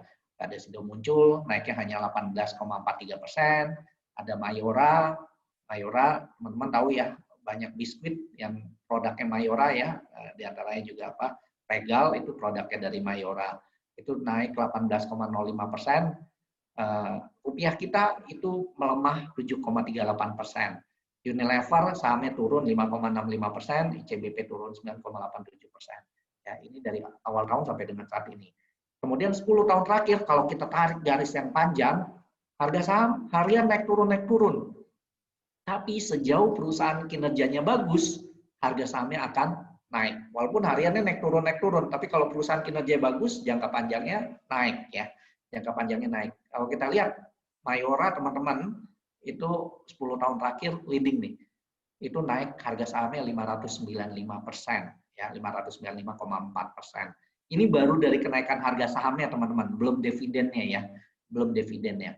BCA itu naik 331%. Padahal harga emas itu naiknya hanya 139,6%. Artinya saham BCA itu tumbuh 2 kali lipat lebih tinggi daripada pertumbuhan harga emas. Harga saham Mayora bahkan tumbuh hampir 5 kali lipat lebih tinggi daripada pertumbuhan harga emas. Tapi selama ini masyarakat kita nggak tahu gitu ya. Nggak tahu, banyak yang nggak tahu. Yang tahu sih sudah mulai agak banyak juga, tapi lebih banyak yang nggak tahu ya, bahwa ternyata kita bisa ikutan serta berbisnis dengan perusahaan-perusahaan besar kita yang punya prospek yang bagus dan uang kita bisa tumbuh dan berkembang. Ini tadi BCA tumbuh 331,54% dalam 10 tahun terakhir. Ini belum dividen loh, baru dari kenaikan harga sahamnya. Kita tarik garis yang lebih panjang lagi. Mayora itu dulu perusahaan yang kecil banget. Perusahaannya belum segede sekarang, teman-teman. 15 tahun yang lalu, itu perusahaannya masih kecil, ya. Belum jadi perusahaan besar seperti sekarang. Harga sahamnya itu naik sampai 10.434%. Bank BCA tumbuh 1.562,22% ya. 1.562,22%. Kemudian Bank BRI ya teman-teman, hampir di setiap kecamatan di Indonesia ada Bank BRI. Itu harga sahamnya tumbuh 1.216,67%. Sedangkan harga emas itu tumbuh 487,35%. Artinya BRI tumbuh hampir 3 kali lipat daripada pertumbuhan harga emas. Tapi selama ini masyarakat kita tahunya investasi hanya investasi di emas. Padahal ada banyak perusahaan-perusahaan kita yang kinerja jauh lebih tinggi daripada kinerja pertumbuhan dari emas sendiri gitu ya teman-teman. Nah ini capital market milestone kita ya kelihatan ya naik turun, tapi ternyata indeks kita jangka panjangnya mengalami kenaikan ya.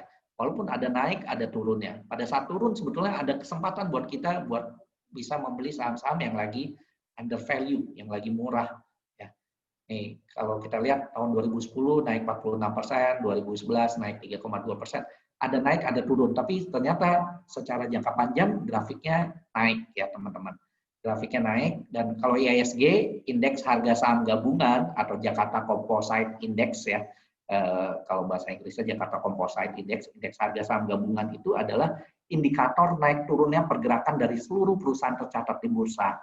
Jadi kalau IHSG katakanlah selama 2020 ini udah turun 16,82%, artinya adalah secara rata-rata perusahaan-perusahaan tercatat di bursa rata-rata turun 16,82% tahun ini.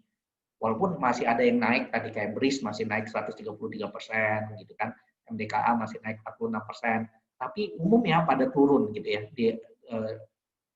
Kalau dirata-ratakan turun 16,82%. Walaupun masih ada yang naik, ada yang turun gitu ya. Tapi dirata-ratain dari seluruh perusahaan tercatat di bursa, dari 709 perusahaan tercatat di bursa, rata-rata turun 16,82%. Nah, indeks kita ya 10 tahun terakhir juga masih cukup baik ya dibandingkan dengan indeks-indeks lainnya di dunia. Nah, ini Warren Buffett bilang bahwa kita bisa duduk berteduh hari ini ya, duduk di rimbunnya pohon gitu ya, itu karena ada orang yang nanam dulu gitu ya. Nah demikian juga kalau kita berinvestasi sekarang, insya Allah hasilnya juga akan bisa dinikmati oleh anak cucu kita ke depannya ya. Teman-teman mulai dari sekarang investasi dikit demi sedikit, lama-kelamaan juga jadi bukit. Akhirnya itu pohon juga jadi rindang, kemudian anak-anak kita juga nanti keturunan kita juga akan bisa menikmati rindangnya pohon yang dulu kita tanam. Nah, mulai dari sekarang teman-teman harus mulai bisa mulai investasi. Sisihkan sebagian dari pendapatan teman-teman buat membangun masa depan yang lebih cerah. Jangan biasakan hidup konsumtif ya. Belanja mulai dari sekarang, mulailah belanja sesuai kebutuhan, tidak sesuai keinginan. Butuh banget buat beli sesuatu, kalau bukan kebutuhan kita, mendingan uangnya kita tanam dulu, kita investasikan buat membangun masa depan yang lebih baik ya. Nah, inspirasi dari investor pasar modal Indonesia ada Warren Buffett ya, di investor pasar modal. Kalau di Indonesia ada Pak Lo Keng Hong. Pak Lo ini salah satu investor sukses di pasar modal Indonesia, Warren Buffett Indonesia. Asetnya sekarang sekitar 2,5 triliun ya. 2,5 triliun, padahal beliau ini bukan anak orang kaya ya. Beliau bilang ya rumahnya dulu, waktu dulu itu ya dia tinggal di rumah yang mungkin hanya 3x3 ya, kecil rumahnya nggak gede. Kemudian juga habis itu juga dia kuliah juga bukan di perguruan tinggi ternama, bukan di perguruan tinggi negeri. Kuliah dia juga, dia bilang dia kuliah di perguruan tinggi yang tidak dikenal di Indonesia. Tapi kemudian dia mau belajar, akhirnya termasuk dia karyawan di bank. Karyawan di bank juga awalnya juga dia di staf tata usaha, di bagian tata usaha, kerjanya cuma fotokopi aja dulu katanya, hanya fotokopi, tapi setelah itu dia memutuskan untuk jadi investor saham. Sekarang beliau jadi salah seorang investor terkaya di Indonesia ya, investor di pasar modal yang memang pure investor gitu ya. Mulai dari uang yang kecil ya dia sisihkan dari gaji dia beli saham dikit demi sedikit, lama-kelamaan juga jadi bukit ya. Karena analisa dia yang bagus, tepat, akhirnya kekayaan dia sekarang luar biasa gitu ya, luar biasa besar. Dan dia sambil santai-santai aja kerjanya, jalan-jalan aja ke berbagai negara gitu, keliling. Bahkan dia kemarin ini baru beli rumah juga di Amerika, di depannya rumahnya Warren Buffett. Itu dia beli gitu ya, ada rumah mewah, dan itu dia mulai juga dari angka yang enggak gede ya teman-teman, dia sisihkan dari gaji dia buat beli saham. Kemudian ada Giring Ganesha, ini kalau artis ya, Giring itu juga mulai investasi saham dari tahun 2007 ya, dia bahkan buat beli rumah, buat nikah, kemudian juga sekolahin anak, itu juga dulu dari hasil investasi di saham ya. Nah, teman-teman, untuk transaksi di saham itu proses penyelesaian transaksinya T+2 ya sekarang ya. Kalau kita beli saham itu proses penyelesaian transaksinya T+2, beli hari Senin maka kita dapat sahamnya baru di hari Rabu. Jual hari Rabu maka dapat uangnya baru di hari Jumat, makan waktu T+2. Dan buka rekeningnya nggak bisa di bursa, tapi teman-teman harus buka rekening ke anggota bursa. Ya salah satunya itu di Reliance Sekuritas, teman-teman bisa dibuka rekening di galeri investasi di Unsil ya, galeri investasi Bursa Efek Indonesia yang ada di Unsil.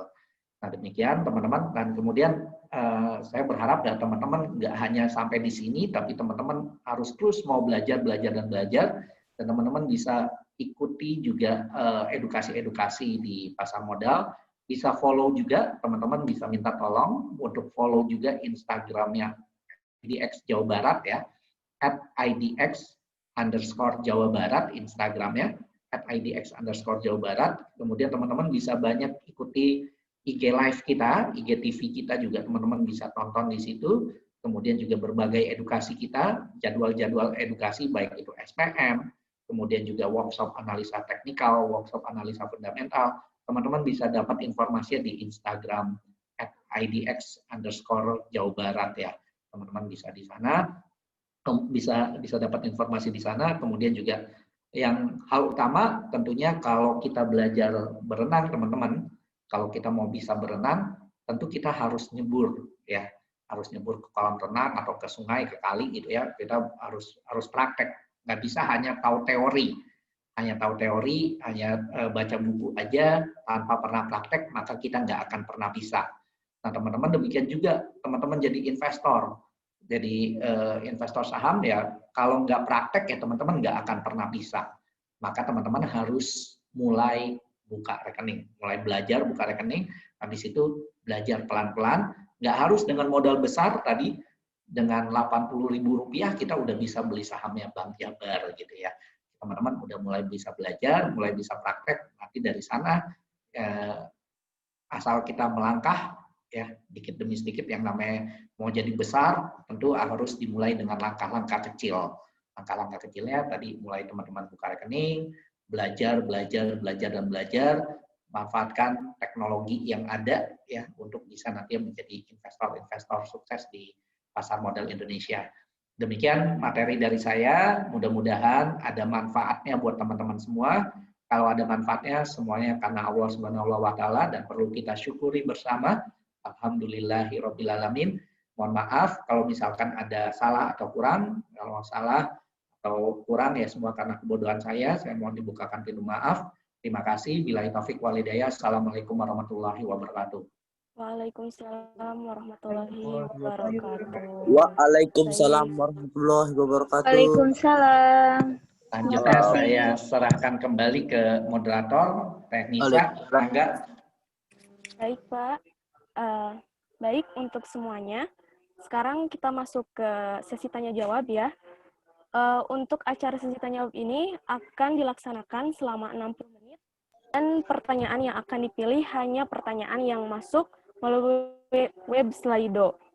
Dan langsung saja ya Pak untuk pertanyaan yang pertama. Ini ada dari Anindya Tasya Tahira, Unsil. Pertanyaannya, langkah untuk buka rekening bagaimana ya Pak kalau secara online? Soalnya saya baru terjun di dunia reksadana melalui aplikasi sangat mudah. Bagaimana dengan saham? Ya, dengan saham juga sekarang ini bisa buka rekening bisa online ya. Teman-teman nanti bisa dibantu sama teman-teman dari galeri investasi ya. Untuk proses pembukaan rekening online itu bisa via Reliance Sekuritas itu juga bisa dilakukan secara online, maupun juga dari perusahaan-perusahaan sekuritas juga banyak perusahaan sekuritas yang bisa melakukan pembukaan rekening online. Teman-teman sebetulnya bisa googling juga ya gimana cara pembukaan rekening online. Nanti ada formnya yang teman-teman bisa isi dan kemudian kita bisa langsung mendapatkan nomor rekeningnya di situ. Ya, proses pembukaan rekening memang di setiap perusahaan sekuritas berbeda-beda.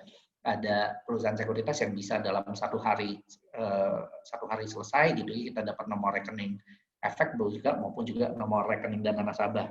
Hal utama dalam proses pembukaan rekening yang harus kita lengkapi yang pertama adalah foto KTP ya. KTP nanti difoto ya, paling foto KTP. Kemudian habis itu NPWP kalau ada, kalau nggak ada nanti ada form terkait dengan surat keterangan bahwa kita tidak memiliki NPWP. Kemudian yang persyaratan lainnya adalah kita harus punya rekening tabungan gitu ya. Di rekening tabungan nanti kita melampirkan halaman depan buku tabungan dari buku tabungan yang sudah kita miliki sebelumnya. Tujuannya buat apa? Tujuannya buat nanti kalau kita narik dana pasti akan ketransfer ke nomor rekening yang kita lampirkan di awal tadi pada saat proses pembukaan rekening. Nggak ketransfer ke nomor rekening yang lain-lain, tapi hanya ke nomor rekening yang buku tabungannya, halaman depan buku tabungan yang ada nomor rekeningnya itu yang kita foto ya, nanti itu yang akan dikirim ke sana ya pada saat kita, termasuk juga pada saat kita terima dividen gitu ya. Nah itu nanti tinggal klik link untuk proses pembukaan rekening, isi data-datanya semua di situ. Prosesnya di beberapa sekuritas bisa ya 1 hari jadi, bahkan 1 jam jadi, itu bisa gitu. Seperti itu mungkin, Tenisa. Oke, baik Pak. Untuk pertanyaan selanjutnya dari Farhan Taufikur Rahman, Unsil.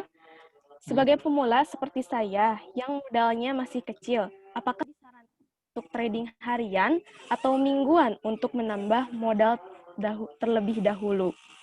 Ya, teman-teman, keputusan untuk trading atau investasi jangka panjang itu keputusannya ada di tangan teman-teman sendiri. Tapi sebaiknya kita harus kenali dulu profil resiko diri kita ya. Profil resiko diri kita tipenya yang risk averse kah? Atau tipe risk averse itu orang yang nggak berani ngambil resiko. Kalau risk taker orang yang berani ngambil resiko. Atau kita tipe yang moderat, tipe yang biasa-biasa aja. Kalau teman-teman itu tipenya yang risk averse, orang yang nggak berani ngambil resiko, sebaiknya teman-teman jangan trading harian. Jangan beli pagi, jual siang, beli hari ini, jual besok, beli hari ini, jual katakanlah seminggu lagi, jangan seperti itu. Tapi sebaiknya teman-teman investasi jangka panjang aja. Memang butuh kesabaran ya, pelan-pelan dikit demi sedikit gitu ya. Dikit, lama-kelamaan juga jadi bukit. Beli 1 lot sebulan, nggak kerasa 12 bulan punya 12 lot. Nggak kerasa 10 tahun punya 120 lot. Mulai dari angka yang kecil, teman-teman kedepannya juga bisa jadi gede. Mulai dari waktu mahasiswa, teman-teman udah mulai tadi sebulan 1 lot. Begitu udah kerja, ya udah punya penghasilan sendiri gitu ya. Mungkin kita bisa belinya bukan lagi sebulan 1 lot, mungkin bisa belinya sebulan 10 lot, sebulan kan 10 lot, nggak kerasa. Mungkin sekian tahun kemudian teman-teman udah punya ribuan lot, mungkin sahamnya Telkom atau sahamnya Bank BCA atau sahamnya Bank Jabar gitu kan. Tinggal kita tadi mulai dari angka yang kecil, butuh kesabaran memang kalau untuk investasi jangka panjang, tapi nggak perlu khawatir. Dan teman-teman harus ini ya, kalau kita mau trading harian, itu teman-teman harus kuasai yang namanya analisa teknikal. Ya, analisanya nggak fundamental, tapi pakai analisa teknikal. Nanti teman-teman bisa belajar pada saat udah ikut SPM, kemudian sekolah pasar modal ya, teman-teman bisa ikut bisa belajar analisa teknikal. Habis itu bisa dalami lagi dengan workshop-workshop yang diselenggarakan oleh bursa, workshop analisa teknikal, semua gratis. Kemudian kalau investasi jangka panjang, teman-teman harus kuasai analisa fundamental. Nanti belajar kelanjutannya. Mungkin itu, Tanisa, jawabannya.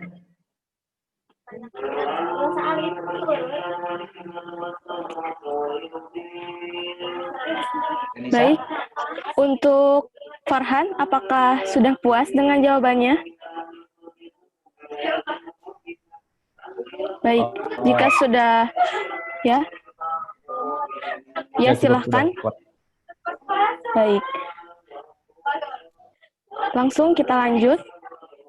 Untuk ke pertanyaan selanjutnya, ada Aditya Naufal Azmi dari UNER.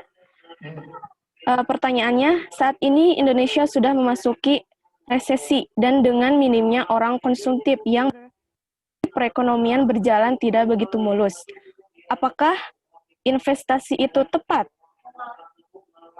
Ya, Gitu. dalam kondisi kayak sekarang sebetulnya ada peluang ya untuk kita membeli tentunya secara selektif ya.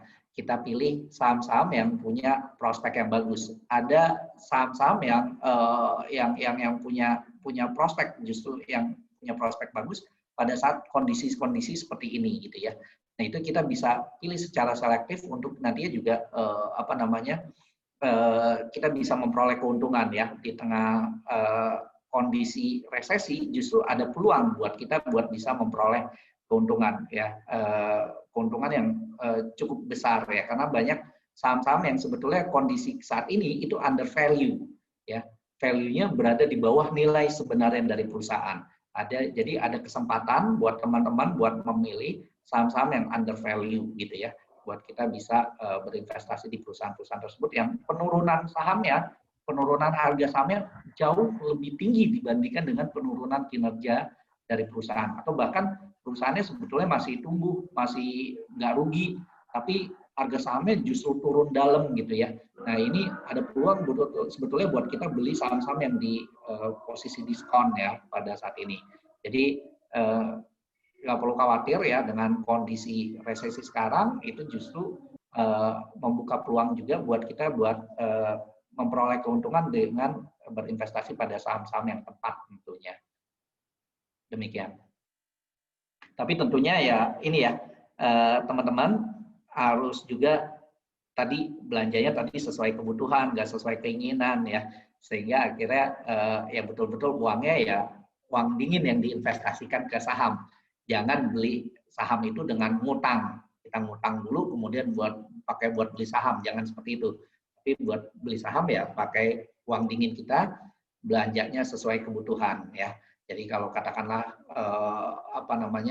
tadinya kita belanjanya boros, apapun kita beli gitu ya, main tanpa yang belanja sesuai keinginan, nggak sesuai kebutuhan, kemudian kita bisa evaluasi kembali teman-teman, evaluasi lagi, coba yuk kita evaluasi lagi. Sebenarnya katakanlah pulsa nelponnya, pulsa kuotanya gitu ya, itu kebutuhannya berapa sih yang sebetulnya kita butuhkan.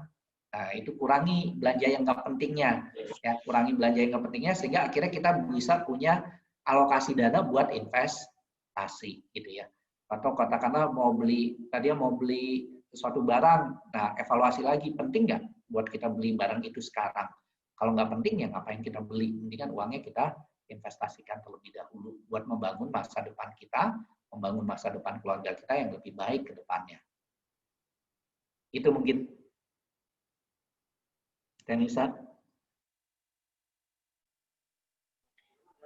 Baik, Pak. Bagaimana untuk Saudara Aditya Noval? Apakah ada tanggapan? Jika ada tanggapan, enggak di-on-kan mic-nya. Ini udah ada di chat, kolom chat nih, sepertinya, Tenisa. Terima kasih atas jawabannya dari Aditya Noval. Baik. Oh, siap. Oke, langsung lanjut. Untuk pertanyaan selanjutnya ada dari Azhar Rahmat Ramadan. Pertanyaannya seperti ini ya Pak. Waktu Indonesia mengalami biris di tahun 2008 dan sekarang mengalami biris juga. Menurut Bapak, lebih parah mana antara kondisi tahun 2008 dengan tahun sekarang? Seperti itu, Pak. Oke. Ya, memang di kondisi 2008 pada saat itu kondisinya adalah sebetulnya krisisnya bukan karena di Indonesia ya. 2008 itu karena subprime mortgage di Amerika. Karena subprime mortgage di Amerika sehingga akhirnya juga harga-harga saham itu anjlok ya. Walaupun di tahun 2008 anjloknya itu jauh lebih dalam daripada kondisi saat ini. Di saat ini 2020 IHSG kita memang anjlok turun 16%-an ya, 16%. Tapi di 2008 itu turunnya sampai 50%. Kenapa 2008 itu turunnya sampai demikian dalam? Karena dulu itu investor kita itu yang retailnya jumlahnya sedikit banget. Dulu pasar modal kita sangat dikuasai oleh asing. Jadi pada saat asing jual, investor domestik kita juga pada saat itu masih tingkat literasinya, pemahaman tentang saham itu masih minim gitu ya. Investor asing jual, kita ikutan jual. Investor asing beli, baru kita ikutan beli. Dulu seperti itu. Akhirnya asingnya jual waktu harganya masih tinggi, kemudian kitanya jualnya pada harganya udah murah. Asingnya masuk lagi pada saat posisi harga saham masih murah, kitanya belinya udah kemahalan gitu ya. Itu yang terjadi tahun 2008 pada saat itu. Sehingga asing jual, kita ikutan jual, rame-rame jual, penawarannya tinggi, akhirnya harga saham anjlok, turun sampai 50%. Kondisi sekarang itu berbeda. Investor kita, retail kita itu udah pada pintar-pintar. Asingnya jual, justru investor retail kita banyak yang nampungin, banyak yang beli. Kenapa? Karena investor kita tahu bahwa ini perusahaan sebenarnya kinerjanya nggak jelek-jelek amat. Kinerjanya masih cukup bagus. Makanya begitu asingnya jual, kita masih beli. Nah, begitu kayak sekarang nih asing udah keluar sekitar 36 triliun dari awal tahun. Net sale asing udah 36 triliun. Besok asingnya balik, kita udah bisa nikmatin kenaikan harga sahamnya pada saat demand-nya tinggi, gitu ya.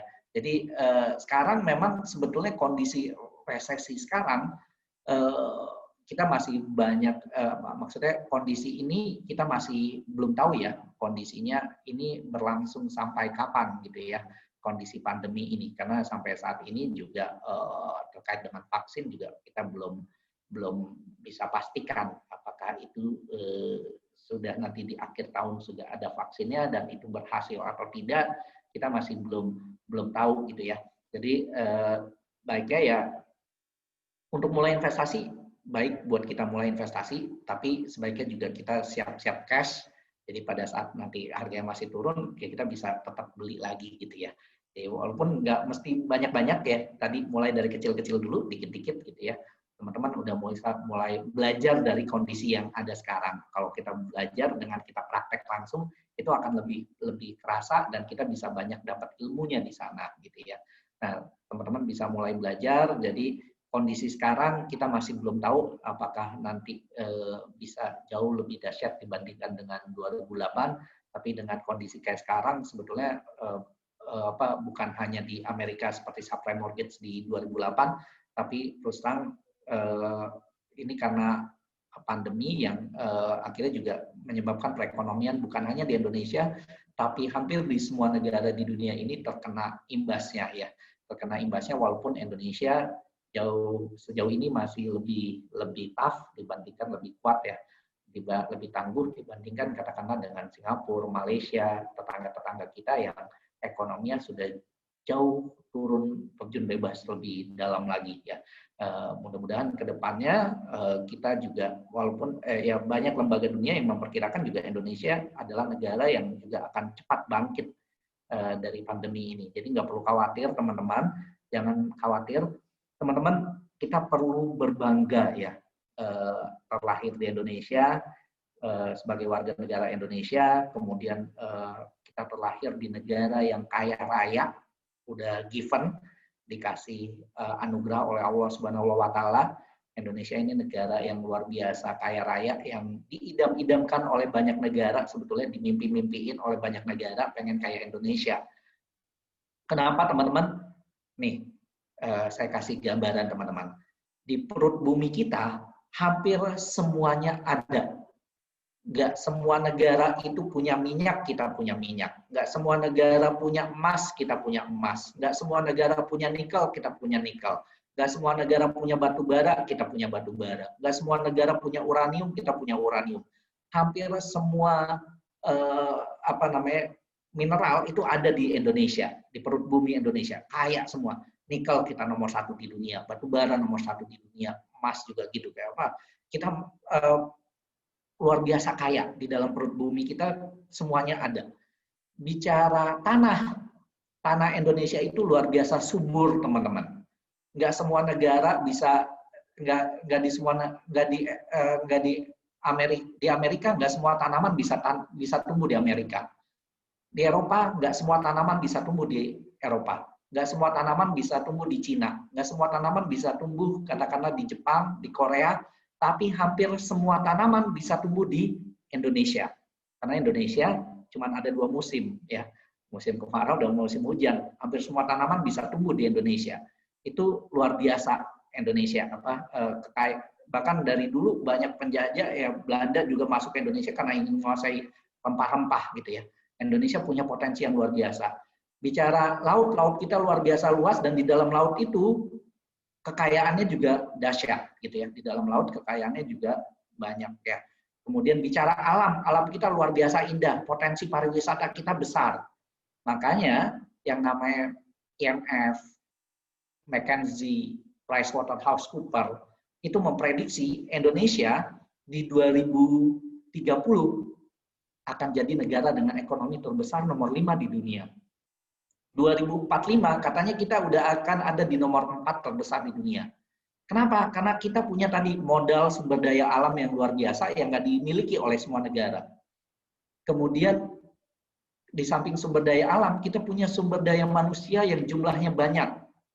Kalau dulu kita dianggap susah berkembang karena masih banyak yang nggak lulus SD, masih banyak yang nggak lulus SMP, SMA. Tapi kalau sekarang di 2030-2045 diperkirakan orang Indonesia akan pintar-pintar. Jumlahnya banyak dan lebih banyak anak mudanya dibanding dengan orang tuanya, pintar-pintar pula lagi, udah pada lulus perguruan tinggi. Sehingga akhirnya bisa mengolah tadi modal yang luar biasa, anugerah Allah yang luar biasa besar tadi, sumber daya alam itu bisa diolah oleh sumber daya manusia masyarakat Indonesia yang pintar-pintar tadi, yang sudah pada lulus perguruan tinggi. Sehingga Indonesia bisa mengolah bahan mentah menjadi bahan jadi. Kalau dulu Indonesia kita hanya ekspor bahan mentah, kemudian impor barang jadi. Akhirnya value added-nya dinikmati oleh negara lain. Tapi ke depan enggak. Kita value added-nya bisa dinikmati oleh masyarakat kita sendiri. Jadi Indonesia punya potensi yang luar biasa. Indonesia negara yang sangat seksi, yang sangat diingini oleh investor-investor untuk berinvestasi di Indonesia.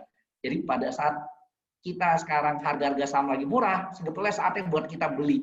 Kenapa? Nanti investor asing itu pasti akan balik ke Indonesia, pengen beli buat saham-saham di Indonesia, dan pada saat itu kita sebetulnya bisa menikmati, udah bisa jual di harga yang tinggi kalau mau jual. Kalau enggak juga prospeknya sebetulnya bagus ke depannya, karena Indonesia merupakan negara yang punya prospek yang sangat baik ke depannya, teman-teman.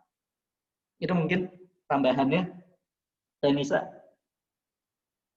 Baik, Bapak. Terima kasih. Bagaimana untuk jawabannya? Untuk sudah merasa puas?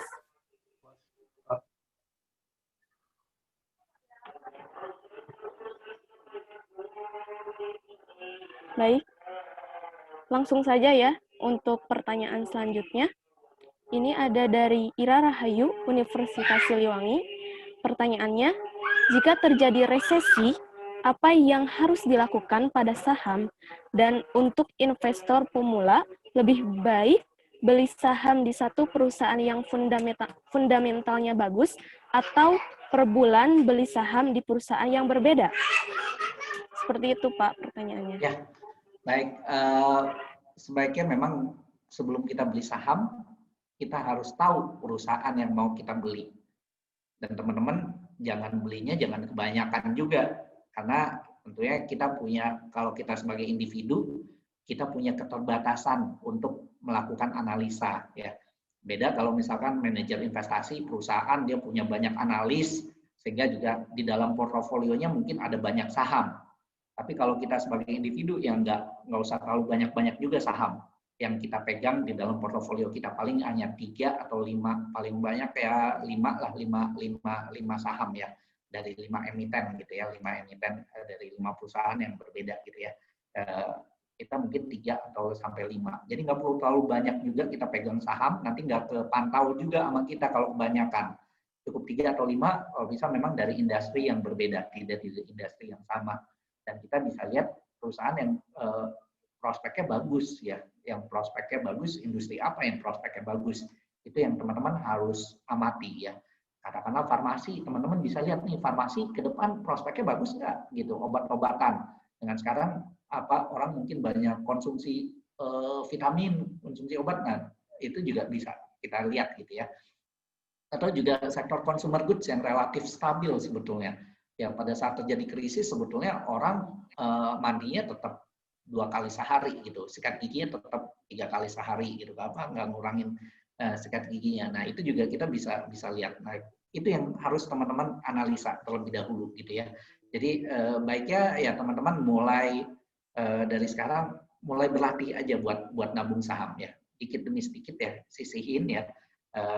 Secara rutin itu lebih baik dibandingkan katakanlah teman-teman udah ada uang baru sekaligus banyak gitu. Mendingan rutin. Latih untuk menyisihkan rutin setiap bulan, belanja sesuai kebutuhan, tidak sesuai keinginan. Karena kalau belanja sesuai keinginan, punya gaji 5 juta kurang, punya gajinya 500 juta juga kurang juga. Karena bawaannya konsumtif, belanja terus. Tapi mulai dari sekarang biasakan untuk investasi. Ternyata kalau kita lihat dari orang-orang kaya, justru mereka itu habitnya adalah investasi. Begitu punya uang, investasi dulu buat siapin buat masa depan.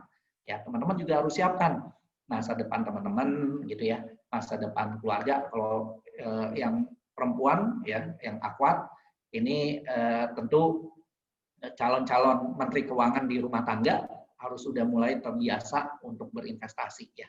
Jangan hidup boros ya, orang tua kita dari dulu selalu mengingatkan kita untuk hemat pangkal kaya gitu ya, hidup hemat, investasi buat bangun masa depan, karena di kemudian hari itu kita punya banyak kebutuhan, keinginan yang jauh lebih penting daripada uangnya dikonsumsi untuk hal yang kurang bermanfaat hari ini. Jadi baiknya mulai investasi rutin, nabung saham, juga jangan taruh telur dalam satu keranjang ya. Kenapa? Karena nanti kalau keranjangnya jatuh, telurnya pecah semua gitu ya. Jadi lakukan diversifikasi juga ke beberapa saham, tapi jangan kebanyakan tadi. Mungkin 3 atau maksimum 5 lah, 3 sampai 5 saham. Jangan di satu saham juga, di beberapa saham, tapi rutin kalau bisa dibiasakan tiap bulan beli, lama-kelamaan juga jadi bukit. Gak kerasa nanti sekian tahun kemudian teman-teman kekayaannya akan jauh lebih meningkat. Mungkin demikian, Tanisa. Ya, untuk Saudari Ira, bagaimana? Sudah cukup dengan jawabannya? Sudah cukup, Bapak. Terima kasih. Ya, terima kasih. Baik. Untuk pertanyaan selanjutnya, Pak. Ya. Dari Cutwina Adila, Unsil. Pertanyaannya, apa peranan pemerintah dalam mengembangkan minat kaum milenial, terutama mahasiswa, agar tertarik untuk melakukan investasi? Untuk meningkatkan kalangan milenial ya memang kita aktif melakukan edukasi ya, edukasi melalui webinar seperti ini itu rutin kita selenggarakan, kemudian juga melalui Instagram juga kita ada IG Live yang rutin ya kita selenggarakan, teman-teman bisa dengerin juga IG Live kita. Makanya kalau bisa teman-teman follow Instagramnya IDX_Jawa Barat, kita punya banyak edukasi di sana, teman-teman bisa dengerin, atau juga teman-teman bisa sebetulnya sekarang ini banyak via YouTube itu banyak sekali channel-channel edukasi terkait dengan investasi. Investasi ini hal yang penting teman-teman buat membangun masa depan kita ya, teman-teman. Jadi penting banget buat teman-teman untuk mulai belajar ya untuk berinvestasi. Nah seperti itu ya teman-teman. Jadi dari pemerintah sendiri ya kita banyak sinergi. Kayak kemarin kita juga acara SPM untuk negeri bersama Dinas Perindustrian dan Perdagangan Provinsi Jawa Barat, juga dengan Dinas Provinsi Jawa Barat juga Dinas Perindustrian dan Perdagangan dikumpulkan ASN, kemudian kita edukasi juga, kemudian sekarang ini juga kita secara rutin ada kelas sekolah pasar modal ya, setiap hari Kamis di bursa secara online ya, teman-teman bisa daftar juga untuk ikutan kegiatan sekolah pasar modal ya, bisa belajar lebih dalam lagi dan semuanya gratis ya, cuman memang kalau sekolah pasar modal harus buka rekening syaratnya, buka rekening 100.000, tapi 100.000 bukan uang hilang, 100.000 langsung bisa buat beli saham gitu ya. Kayak gitu. Itu Tanisa. Ya. Untuk Cutwina, bagaimana? Dengan jawabannya?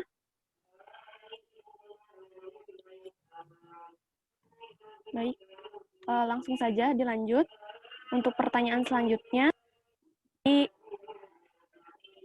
Muhammad F. Walihadi Dari UIN, pertanyaannya, apa yang terjadi pada saham kita jika perusahaan mengalami kebangkrutan? Ya, jadi kalau misalkan satu perusahaan bangkrut, dipilotkan, maka seluruh aset perusahaan akan dilelang, ya, akan dijual. Kemudian setelah itu diselesaikan dulu kewajiban-kewajiban perusahaan, hutang-hutang perusahaan dibayarin dulu dari hasil penjualan aset tadi. Kemudian kalau masih ada sisa, baru dibagikan kepada pemegang saham sesuai dengan persentase kepemilikannya, ya. Tapi kalau nggak ada sisa, ya pemegang saham nggak dapat apa-apa. Itu resiko yang terburuk kalau misalkan kita di investasi saham. Kalau sampai usahanya bangkrut, usaha pilot. Tapi tentunya yang namanya pengusaha, yang namanya investor, itu semuanya punya resiko bangkrut, ya. Semua pengusaha punya resiko bangkrut. Tapi apa yang membedakan pengusaha sukses, investor sukses dengan pengusaha gagal, investor gagal? Semua pengusaha, semua investor itu nggak ada yang pernah mau gagal, nggak ada yang pernah punya cita-cita mau bangkrut. Apa yang membedakan pengusaha sukses, investor sukses dengan pengusaha gagal, investor gagal? Yang membedakannya adalah pengusaha sukses, investor sukses.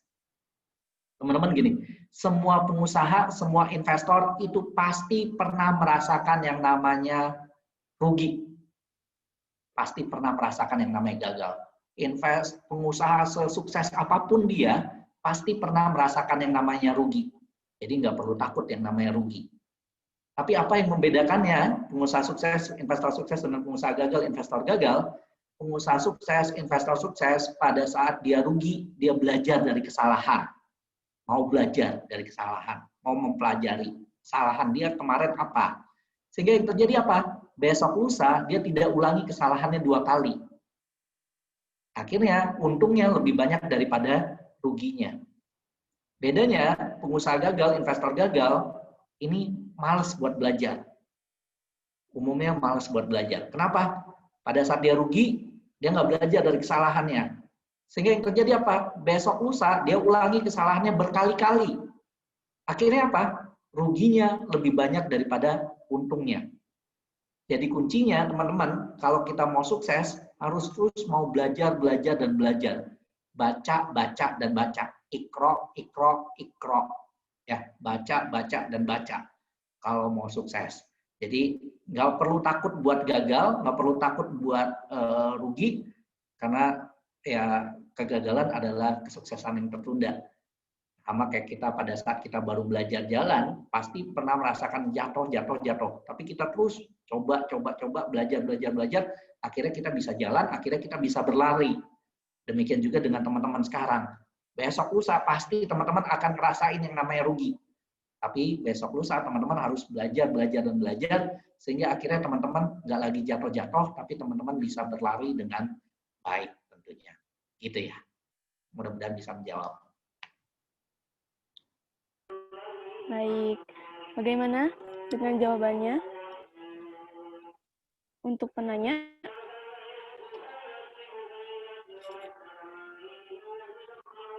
langsung dilanjut saja. Untuk pertanyaan selanjutnya ada dari Dinda dari UTY.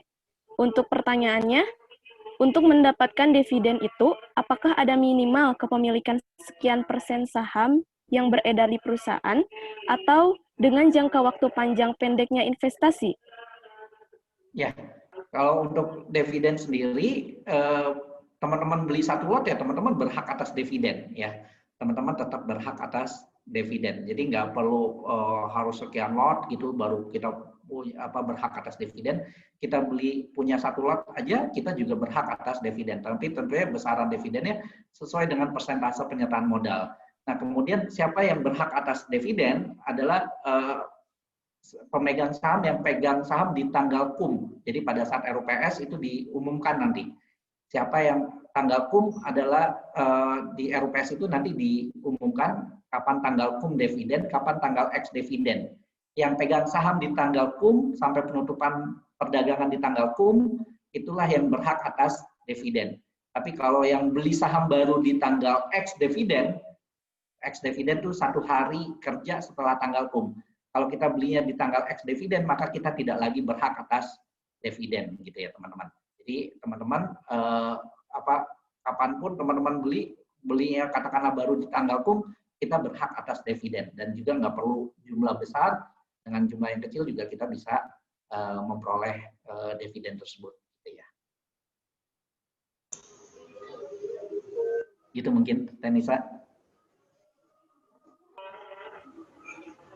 Ya. Ini untuk pertanyaan 2 terakhir ya, Pak. Ya. Ini ada dari Fionisa Nurizki dari UMS. Pertanyaannya, mau bertanya Pak, semisal dalam RUPS disetujui kebijakan tidak dibagikannya dividen, lalu apa keuntungan kita memiliki saham di perusahaan tersebut? Seperti Ya. itu Pak. Baik, jadi perusahaan itu kalau untung dia bisa membagikan dividen atau bisa juga tidak membagikan dividen. Tapi kalau rugi jelas perusahaan tidak membagikan dividen.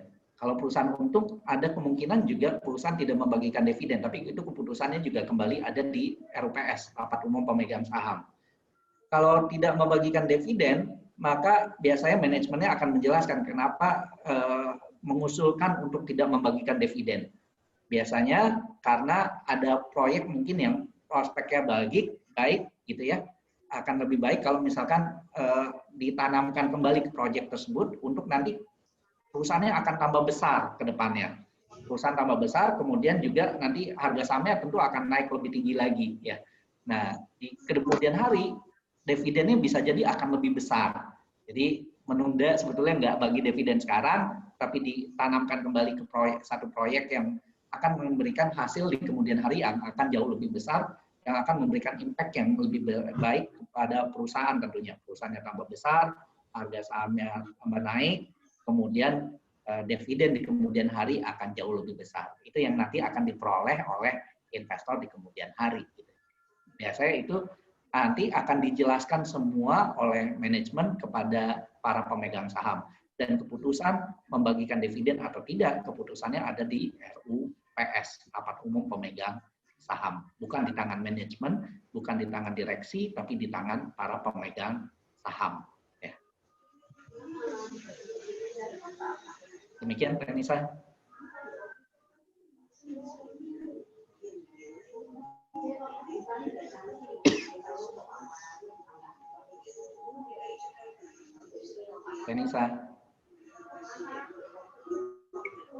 Tenisa, masih mute ya?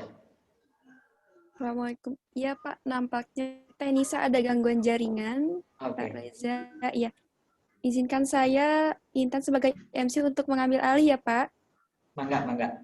Ya, terima kasih untuk Bapak Reza dan juga Tenisa tadi yang sudah memandu dan menyampaikan materi. Semoga apa yang telah disampaikan Pak Reza nanti bisa menjadi materi dan juga ilmu yang bermanfaat untuk kita dalam dunia perinvestasian di masa yang akan datang. Terima kasih banyak ya Pak. Terima kasih, sama-sama. Ya, nah untuk selanjutnya teman-teman jangan dulu keluar dari room. Kita ada foto bersama dulu.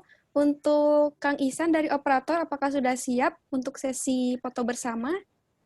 Siap, mohon untuk background-nya dipasang dan dinyalakan kameranya terlebih dahulu. Ya. Untuk teman-teman boleh di on cam-kan dulu ya. Kita foto dulu untuk dokumentasi bersama, Kak. Ya.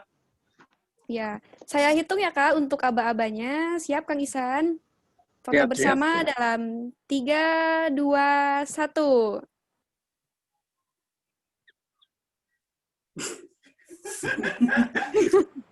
Ya, terima kasih sudah menampilkan senyum terbaiknya ya, Kak. Masih mau Satu lagi, kali Kang lagi. Ihsan? Boleh. Satu kali lagi ya, Kak. Mohon bantuannya. Satu kali lagi, ayo. Ya, siap ya. Aba-abanya 3, 2, 1. Sekali lagi, satu kali. Yo, kebanyakannya, Kak. Terakhir ya, Kang Ihsan ini. Oke, terakhir teman-teman. Aba-aba ya, yang terakhir senyum terbaik teman-teman. Boleh pakai gaya, Kak? Boleh, Kak, boleh sekali. Terima kasih. Asal tetap sesuai dengan aturan ya, Kak. Oke, Iya. aba-abanya. 3, 2, 1. Sip, mantap. Ya, terima kasih Kak Isan ya. Terima kasih juga untuk Pak Reza. Nah, selanjutnya di sini ada beberapa pengumuman sebelum ditutup. Untuk teman-teman yang belum mengisi absensi, itu kami sudah share link absensinya di grup dan juga chat room Zoom ya. Jadi untuk teman-teman yang membutuhkan atau memerlukan e-sertifikat, itu bisa mengisi link absensi terlebih dahulu. Untuk deadline-nya kita tunggu sampai pukul 7 ya teman-teman. Nanti mohon maaf sekali untuk teman-teman yang belum mengisi link absensi, itu tidak bisa mendapatkan e-sertifikat dari kami. Nah, untuk selanjutnya mengenai giveaway. Jadi kita ada giveaway atau hadiah untuk 10 orang pemenang, yaitu diambil dari tadi 10 pertanyaan terbaik yang telah dibacakan oleh Teh Nisa dan juga oleh Bapak Reza. Nanti 10 orang tersebut akan dihubungi oleh tim humas kami dan juga akan memenangkan giveaway, yaitu saldo untuk rekening saham sebesar Rp100.000 dari Bursa Efek Indonesia. Terima kasih kepada Bursa Efek Indonesia ya. Dan untuk 10 orang pemenang nanti ditunggu saja untuk follow up-nya dari tim humas kami. Nah, untuk teman-teman yang 10 orang tadi, untuk yang sudah mempunyai rekening saham, nanti saldonya akan langsung dikirimkan ke rekening saham teman-teman, dan untuk yang belum mempunyai rekening saham, nanti akan dibantu oleh teman-teman kami dari KSPM Unsil untuk bisa mulai membuka rekening saham secara online gitu. Nah, untuk teman-teman yang berminat juga nanti boleh sounding saja di grup ya. Nanti akan kita buatkan grup selanjutnya atau grup terpisah untuk teman-teman yang memang berminat untuk dibimbing oleh kami dalam pembukaan rekening saham secara online. Seperti itu. Nah, mungkin itu saja untuk pengumuman dan yang bisa saya sampaikan. Terima kasih kepada teman-teman yang sudah hadir dan juga telah menyimak sampai akhir. Terima kasih juga kepada Bapak Reja. Terima kasih sebanyak-banyaknya Pak telah mengisi acara ya Pak. Terima kasih. Ya, Baik, Tan. ya, semoga materi tadi dan juga pertemuan kita pada sore hari ini tidak berakhir di sini saja ya Pak dan juga teman-teman, tapi bisa berlanjut kepada ngetes saham part 3 selanjutnya. Ya, akhir kata saya Intan Melahatullah mengucapkan mohon maaf yang sebesar-besarnya apabila ada kesalahan dari panitia, baik secara lisan maupun perbuatan. Mari kita tutup saja acara ini dengan bacaan hamdalah bersama-sama. Alhamdulillahirabbil alamin. Kata saya ucapkan wassalamualaikum warahmatullahi wabarakatuh. Sampai jumpa di webinar ngetes saham part 3 selanjutnya. Waalaikumsalam. Terima kasih teman-teman semuanya. Bapak Reza, sehat selalu Pak. Terima kasih. Sehat selalu teman-teman. Terima kasih, Pak.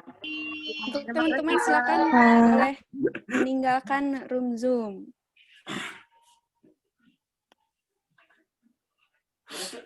Ayo, kamu kemana kamu?